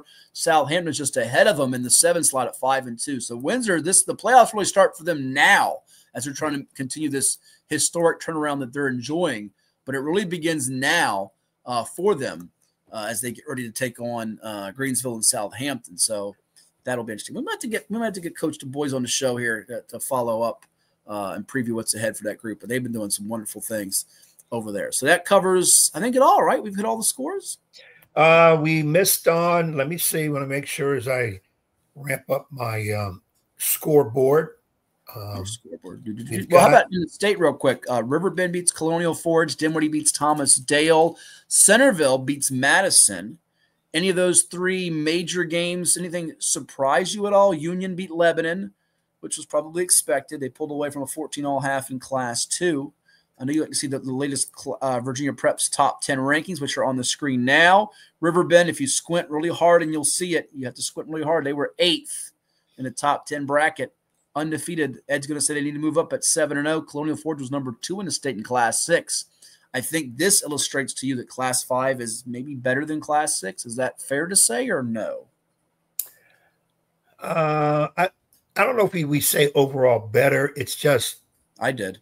You got a slew of teams in 5 that probably can take it. I don't know about 6A. I'm not going to disparage any of those teams down into Centerville, even Patriot. I see as your honorable mention. Do we have a slew of teams, or is this a foregone conclusion? Morey takes it, Oscar Smith takes it. What do you think? Be honest. Sitting here on October 18th at 11:42 a.m. Eastern, is this a foregone conclusion? And which one would you feel safer about to win it all? Which one would you feel more vulnerable, worried about? I would say Smith has the harder gauntlet. I mean, I would think Smith has the better chance to win over Morey. Morey is good, but man, Green Run, Stonebridge, Island Springs, and I'm stopping right there, and I'm leaving out all of those. And 2 undefeated teams, by the way, below the top 5 line with Patrick and Roanoke, which is now 8-0, and Riverbend, which is 7-0. And they are, well positioned to get 1 or 2 seeds. for their region playoffs. In fact, right now over in 5D, as I look at it, Riverbend has leaped ahead of Stonebridge for the #1 seed with that big win. So Stonebridge would have to go to Riverbend again, potentially in a region championship, which they had to do last year in the region semis, lost that game. Then Riverbend turned around and lost to Briar Woods, which was a more seasoned, balanced team than they are this year, and then the Bears were last year. So, yeah. Yeah, I'm just sitting here looking at these, trying to imagine some of these matchups on the field. I'm with you. I think statewide, it's in a weird way, and this is like I'm disparaging Warwick, Kings Fork, Nansemond River, and Maurice region because they all are very good teams. And I think they would all have a really good chance to do damage in other regions in Class 5. But I feel like Oscar Smith, if they get out of their region, which has Manchester, who hasn't lost yet, and they got a quarterback that can sling it, had 6 or 7 touchdowns last week, and Landon Abernathy, who we spoke with in the summertime at ODU 7-on-7. If they get out of the region, I don't know about statewide. There's enough teams that can take down Oscar Smith. Whereas in Maury's case, Highland Springs and Stonebridge, you know this, are not intimidated because of what those programs have done. They've beaten them before in the state tournament, and they know how to operate when the lights are brightest. So there's other teams like Colonial Forge has never beaten Oscar Smith. Lake Braddock hasn't been in that spotlight. North Stafford's very good. So is Woodbridge, but they haven't been in those spotlights. So there's a lot of sort of newbies and teams that are neophytes when it comes to that moment. Stonebridge and Highland Springs aren't. Programs are used to it and expect it. Yeah, that's kind of what I'm looking at over in 6A. That's why I would say between Maury and Smith, I would give a little bit of a nod for Smith to win it. And I think even though, again, Maury is extremely good, they're too strong at every position. There's some teams underneath them in those rankings that are looking forward to playing them. And that's a little bit of a battle itself. They want to play them. And maybe they have built their teams in terms to be ready to play them, because some teams are built for regular season. Some teams are built more so come playoff time. So that's how you have to look at it. But, we look at Oscar Smith's domination at 6A like we did Phoebus before, when Phoebus was originally 3A and then moved up to 4A. And now we see some holes in Phoebus's armor, and we start thinking, okay, well, now they're dropping down in the rankings and going to tend to forget about them a little bit here until all of a sudden, boom, they power up and win another state title. Quit your jibber jabber. Did you hear something? Quit your jibber jabber. Okay. I'm telling you, man, as soon as I hear it, it's Kenny Harris, and I can see Kenny Harris. It's Mr. T. It's Mr. T in your pocket. Mr. T in your pocket. There it is. Mr. T in your pocket. Get you one, folks. It's golden, especially if you're hanging around Ed Young, all you people out in Smithfield. The entire community is going to go buy one now, so that every time you say something, they just say, "Don't make me mad." Quit your jibber jabber. Coming up next, no jibber jabber from our guest, Curt Dudley, longtime broadcaster for James Madison. He'll preview the Dukes and the Monarchs today, 3:30 kick on ESPNU. And then we'll put a nice fancy bow on this show with the NFL picks for week number 7. Yeah, I think it's week 7 in the league where they play for pay. We'll see if Ed Young can find the pot, stir it up like gumbo, make it taste good, and come up with 3 winners for this weekend. I know what tastes good. Some good grapefruit juice. I was not OJ. It's grapefruit juice. No, I moved over to grapefruit juice. Can't say what kind it is because they don't sponsor us, but boy, I'd like to get them to sponsor us. Curt is next, talking JMU ODU right here on Cova Sports TV. What is more? Is it more reps, more strength, more stamina? We say it's all of that, but it's greater than just what's in the mirror. It's about improving your mental and physical health. More is a feeling of achievement, fulfillment, confidence. It's looking better, feeling better, being better, and it's our mission to get you there, because here you are more. One Life Fitness.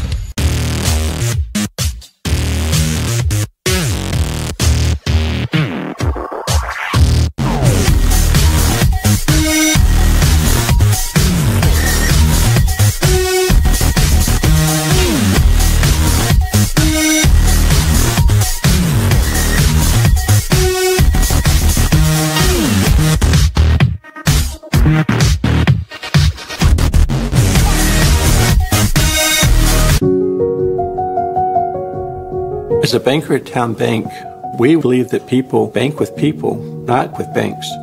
You're looking for an actual personal relationship, and that's what you get at our bank.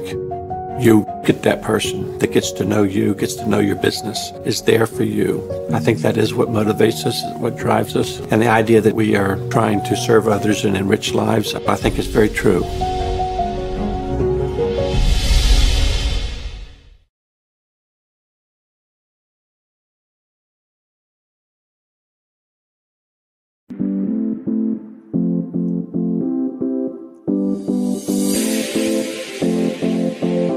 Hampton Roads has a long-running high school and college sports tradition. It's time to give them the spotlight they deserve. This is 757 Saturday Sports Talk. Here is Matt Hatfield.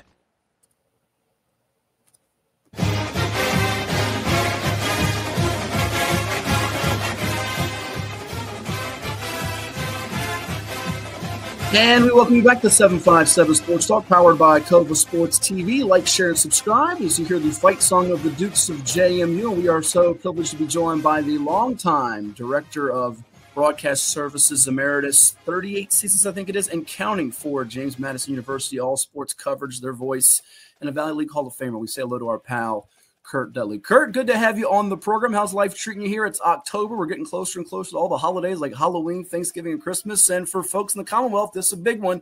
JMU hosting Old Dominion coming up on Saturday.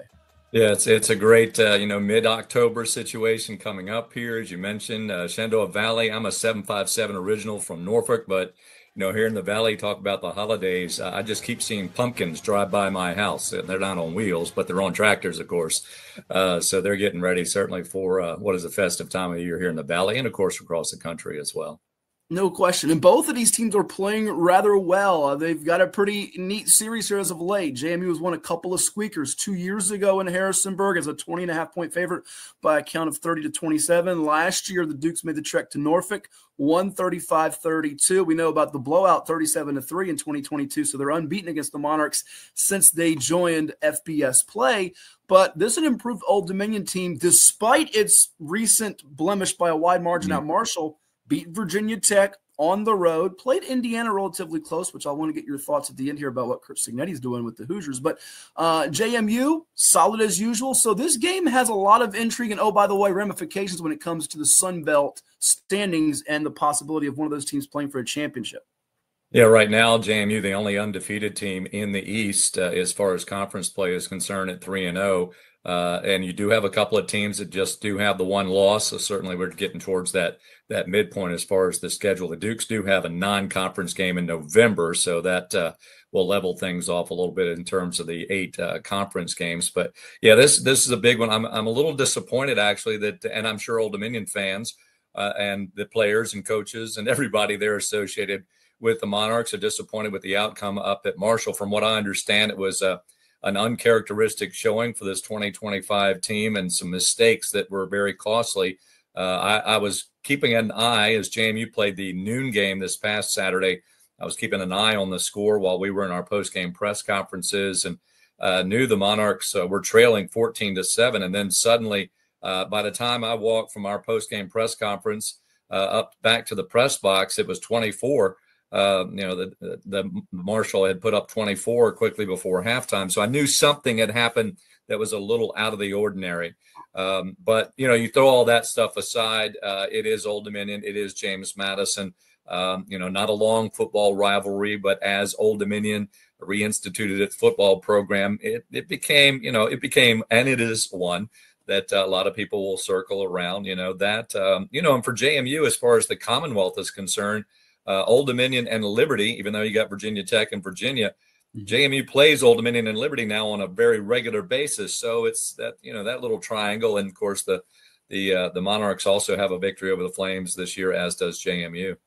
Yeah, I got a chance to pinch hit for the voice of the Monarchs, Ted Alexander, on the radio side of things when the Monarchs played Liberty in the monsoon that we had that day. Won that game 21-7. Sloppy game, but Colton Joseph was mighty impressive and was even better the next week in their romp of Coastal Carolina. They did have some miscues. Turnovers in particular really cost them at Marshall, which is, all levels of football, pro, college, high school, will get you beat. Certainly the eyes are on the quarterbacks.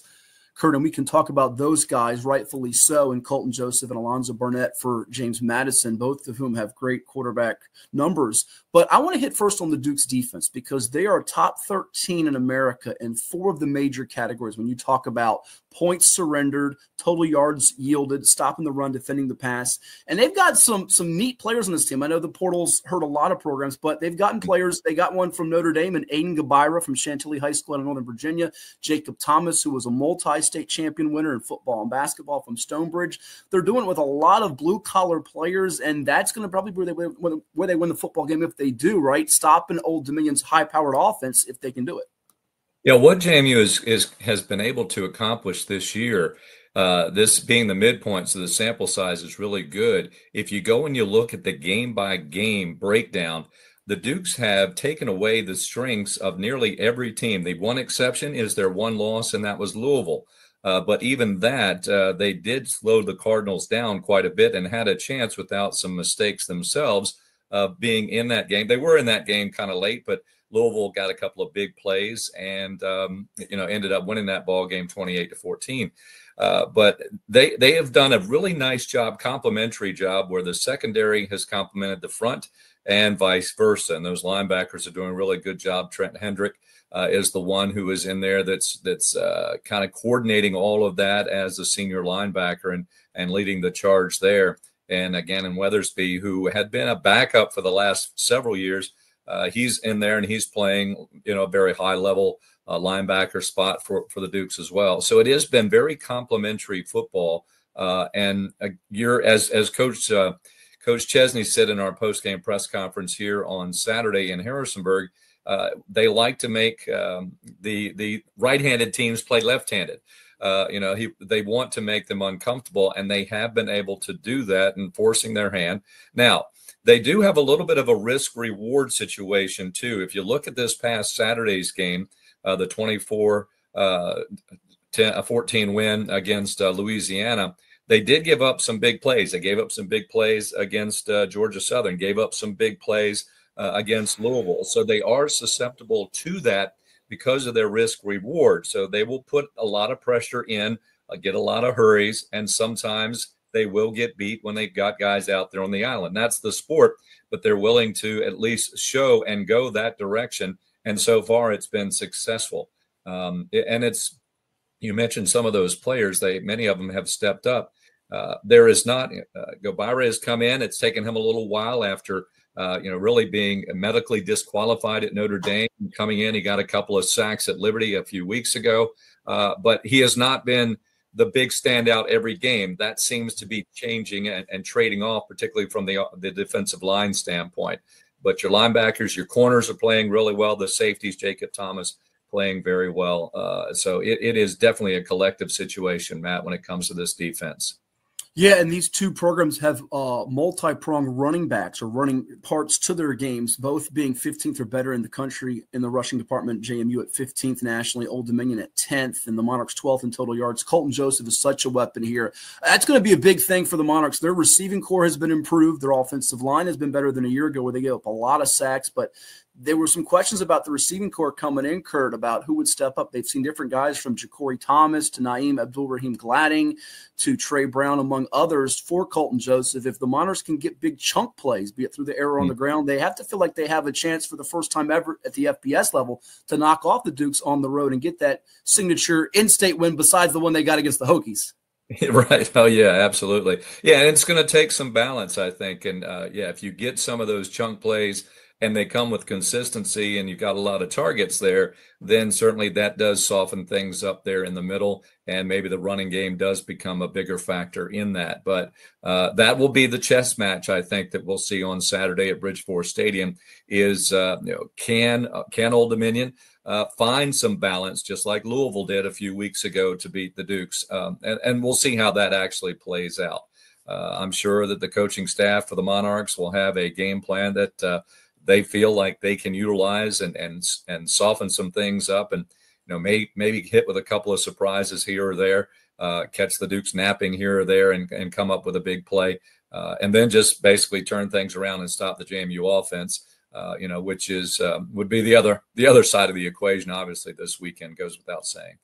Sure, and that's going to be a big deal. Before we let you run a couple more with Curt Dudley, the longtime voice of JMU sports, everything sports here as we get ready for the 3:30 Saturday kick on ESPNU with JMU at 5-1, hosting the 4-2 Monarchs of Old Dominion. And certainly there's a lot of 757 flavor on the roster. We touched on a couple of guys, George Pettaway, another guy from Nansmith Suffolk Academy who made his way to Harrisonburg from North Carolina. But Curt, you've been on the mic for so many different sports, not just football, but all across the years of JMU ODU, going back to the CAA rivalry days. What makes it so unique and special for fans, whether they're wearing the purple or they're wearing the Monarch silver and blue? What makes it so special? Well, I think the one thing is that Old Dominion is right there in a hotbed of athletes. You cover the high school athletes there. You know where they are probably as good as anybody about their careers as scholastic athletes and then where they go from there. And we know I grew up there in that area. Famous Amos Lawrence was one of the first guys that I got to know going to high school with him, and Bruce Smith, at Booker T as well. So it's been a long situation where there's been great talent coming out of that area. And then you've got Old Dominion right there in that area as well. And being such a big metropolitan and megapolis, I'll call it, with all those cities in that one region, many of those are going to come and they're going to disperse and come to other schools. And James Madison has been very popular. I remember the first time that I heard Madison College. I was in my homeroom at Booker T back in, I guess, 78, and I had somebody saying, "Hey, I'm looking at Madison College." I said, "Well, where is that?" And lo and behold, that I know that I had driven by it in the 5th grade going on a field trip to Luray Caverns, but that's just it. I think that there's just a lot of folks that know that area and know this area, and either whether they've come here to go to school as a student or come here to be a student athlete, which JMU has had plenty of those. Every time I look at a roster and I see a player from the Virginia Beach, Norfolk, Hampton Roads area, I know they're going to be a good athlete because the numbers bear it out there. And no matter whether it's with JMU or with other sports, so it's really cool to do that. And I think that just transcends the whole rivalry between JMU and Old Dominion. No question. Well, it's funny. Last time I got to see you in person, I was up there on the NFHS network calling the Class 5 and Class 6 VHSL State Football Championships. And we watched a guy by the name of LeBron Bond out of Maury High School, catch a long bomb as Maury romped against Briar Woods. And, oh, by the way, he's caught a few passes already this year for the top 10 ranked Indiana Hoosiers, coached by former JMU big whistle Curt Dudley. He's got some more Commonwealth players like Elijah Surratt from Colonial Forge and Kaylon Black, another former JMU Duke out of Salem High and Virginia Beach. I'm sure you're not surprised at what Signetti's doing, having gotten to know him over the years and watched him up close and personal. It's pretty impressive, isn't it? It is impressive. And you could have maybe had some doubt or kind of shaking your head. What is he doing going to Indiana? But he has proven, he's proven wherever he has been. Now, you may not necessarily like much about his personality and the way that he goes about doing things, but he does have results. And whether he was at the small college level or, working his way through, he kind of worked his way through the ranks a little quicker just because he, was there at Alabama. Then he realized, okay, for me to look at the master plan that he had going back to Indiana, Pennsylvania, and then stepping over to Elon, then coming to James Madison, then going to Indiana and beating Oregon this past Saturday on the road.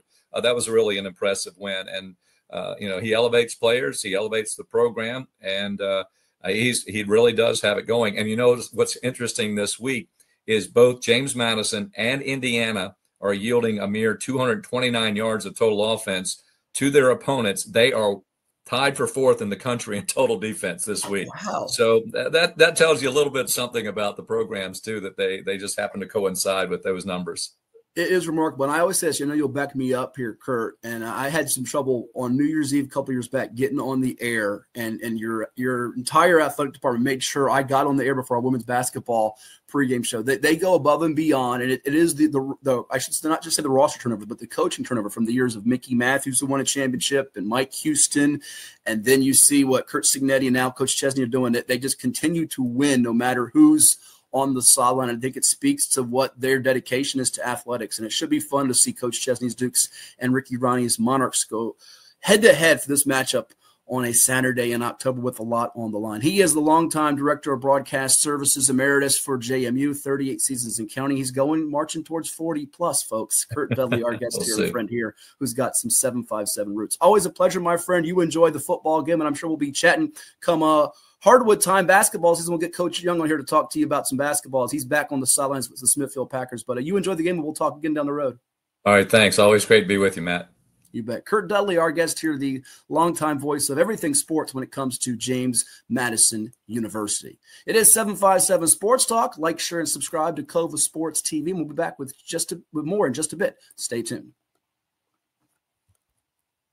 What makes a life a good one? Is it our adventures? Or the friends we find along the way? Is it the challenges we conquer together? Maybe it's the people's lives we touch every single day. So, what makes a life a good one? You'll have to figure that one out for yourself. What is more? Is it more reps, more strength, more stamina? We say it's all of that, but it's greater than just what's in the mirror. It's about improving your mental and physical health. More is a feeling of achievement, fulfillment, confidence. It's looking better, feeling better, being better, and it's our mission to get you there. Because here, you are more. One Life Fitness. For any athlete, making it to the top sometimes comes with a few steps back. That's why parents count on CHKD Sports Medicine, advanced diagnostics, treatment, and rehabilitation for sports injuries, just for young athletes like yours. With convenient locations across Hampton Roads and a whole team of experts here to keep your favorite player at the top of their game. CHKD Sports Medicine. Learn more at chkd.org or call the CHKD Sports Injury Hotline. Cova Painting. We don't just paint, we transform spaces. Visit covapainting.com or call 757-550-7357 and mention the Sportsplex for 10% off of projects over $1,000. What's up at DQ? Oh, just the best deal ever! The $7 Bacon Cheeseburger Meal Deal. Bacon cheeseburger for a limited time, plus fries, drink, and a sundae. Yeah, this is not the time to be modest. It's all full size for just $7. And there's bacon on that burger. The $7 Bacon Cheeseburger Meal Deal. Now, for a limited time on the $7 Meal Deal lineup. Only at DQ. Happy tastes good. Hey Alexa, is Matthew Hatfield smarter than Coach Ed Young? From On3.com. It was a 6-game win for Hatfield over Young, both of whom got better than 84% of their projections right during the 2024 regular season. I rest my case, Your Honor. I rest my case.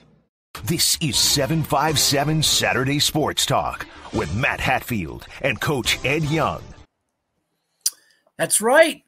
Alexa tells the truth. I don't, make up these things. She's the one providing the information, and thus there you have it. Oh, don't do your Siri. Nobody wants to hear from Siri. Nobody wants to hear from Siri. Siri. She doesn't like you anymore. She's not talking to you. Siri. Doesn't want to deal with you. Yeah, she's sleeping. Good for her. Does Matt Hatfield need serious help? I don't know him, but I think you are right. I don't know him, but I think you are right. Well, she's absolutely right. No question about it. It's time now for the NFL picks as we close out this episode of 757 Sports Talk on Cova Sports TV. You see the records. Bruce Pearl's better than both of us, but he was just 1-2 last week as Arizona's +7 was the only winner. That they did not win the game outright. They lost to the Colts.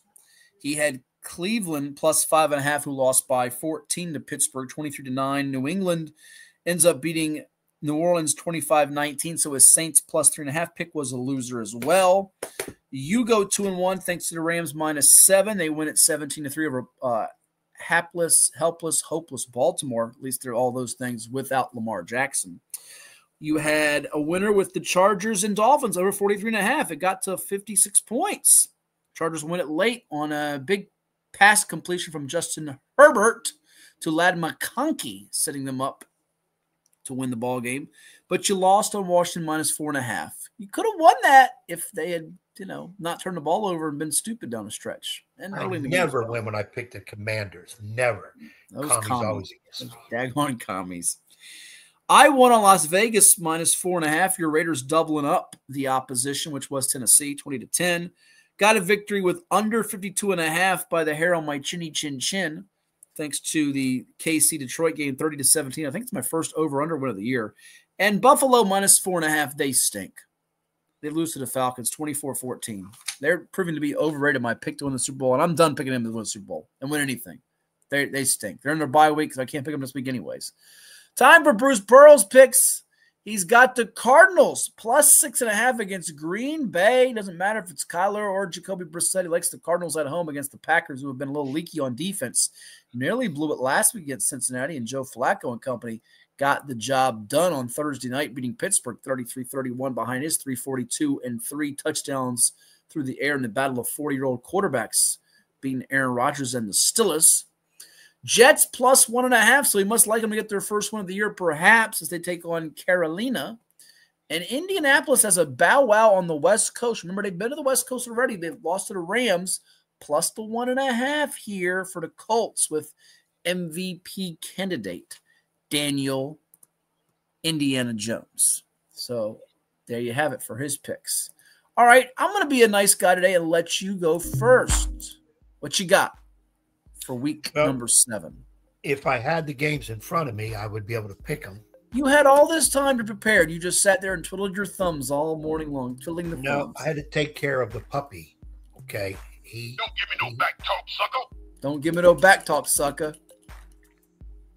So therefore, middle name, period. Last name, T. Shut up, fool. Still say that's Kenny It's Harris. not. It's not Kitty. Go ahead. Yeah, let me bring this up here. Oh, good gravy. Would Siri give him to me? How hard is it for you to get the NFL slate? It's not, oh, here we go. Here we go. Hold on. Here we go. The games are scrolling across the ticker. How hard is this? No, I'm not going by the ticker one. You're not going by the ticker one. What are you going by? I'm not going by that ticker That's one. who's playing. There's no other way to see who's playing. Give me.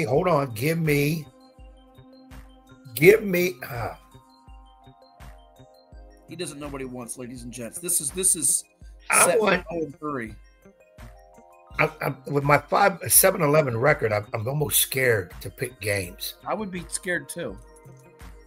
I'm going to go Broncos 7.5 over the Giants. The G. I'm showing 7. Would you like 7? I'll give you 7 if you want 7. If you want to take 7.5, that's fine. But I'll give you -7 if you want it. Give me the 7. You must be. What are I you have looking the up? odds in front of me. It took me all of 2 seconds while you're over there, dancing around in Sugarland or wherever you're at. I don't know. What is Sugarland? I don't know. It's made of a place. You got cotton candy over there and ice cream and rainbows and ponies and who knows what you got going on over there. Give me that Denver 7. And I get no. This is how it works. You get 1 pick. I get 2. You get 2. I get 1. You don't get to take a second pick now. You wait your turn. I see a game now that's a lot better than I wanted. Well, good. Tell me that, and I'll take it if I like it. If not, I'll go the other way. No. I'm gonna let you go. I'm gonna see if you would take It's it. fine. You can go ahead and tell me. You don't have to, keep. No, because I know you. Go ahead. You know me? Okay, I know you.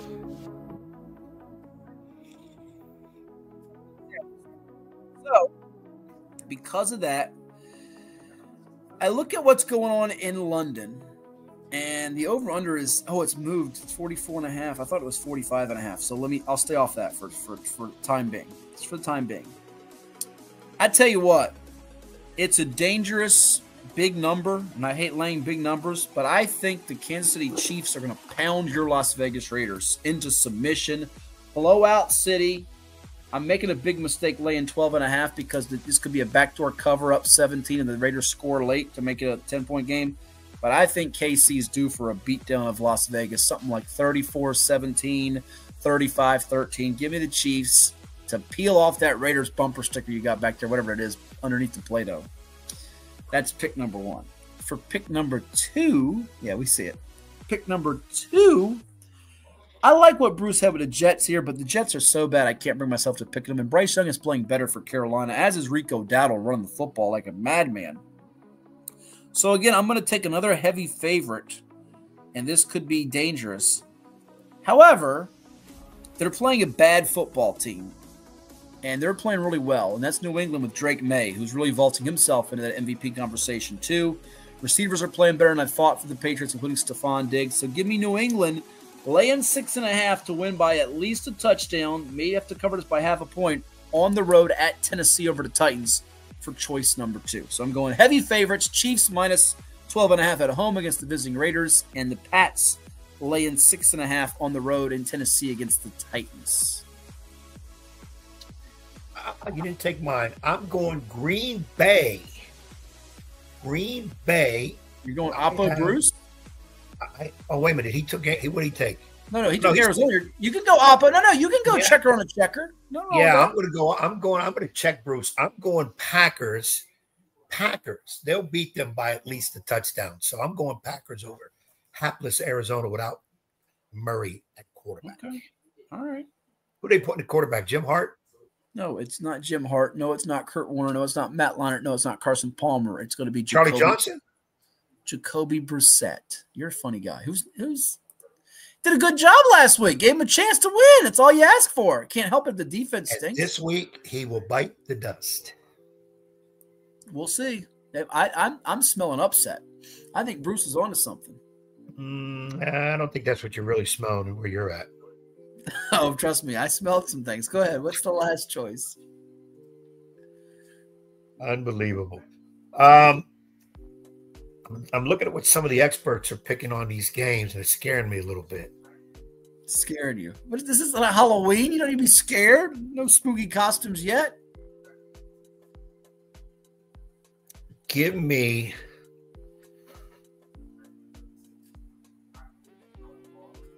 the Bears.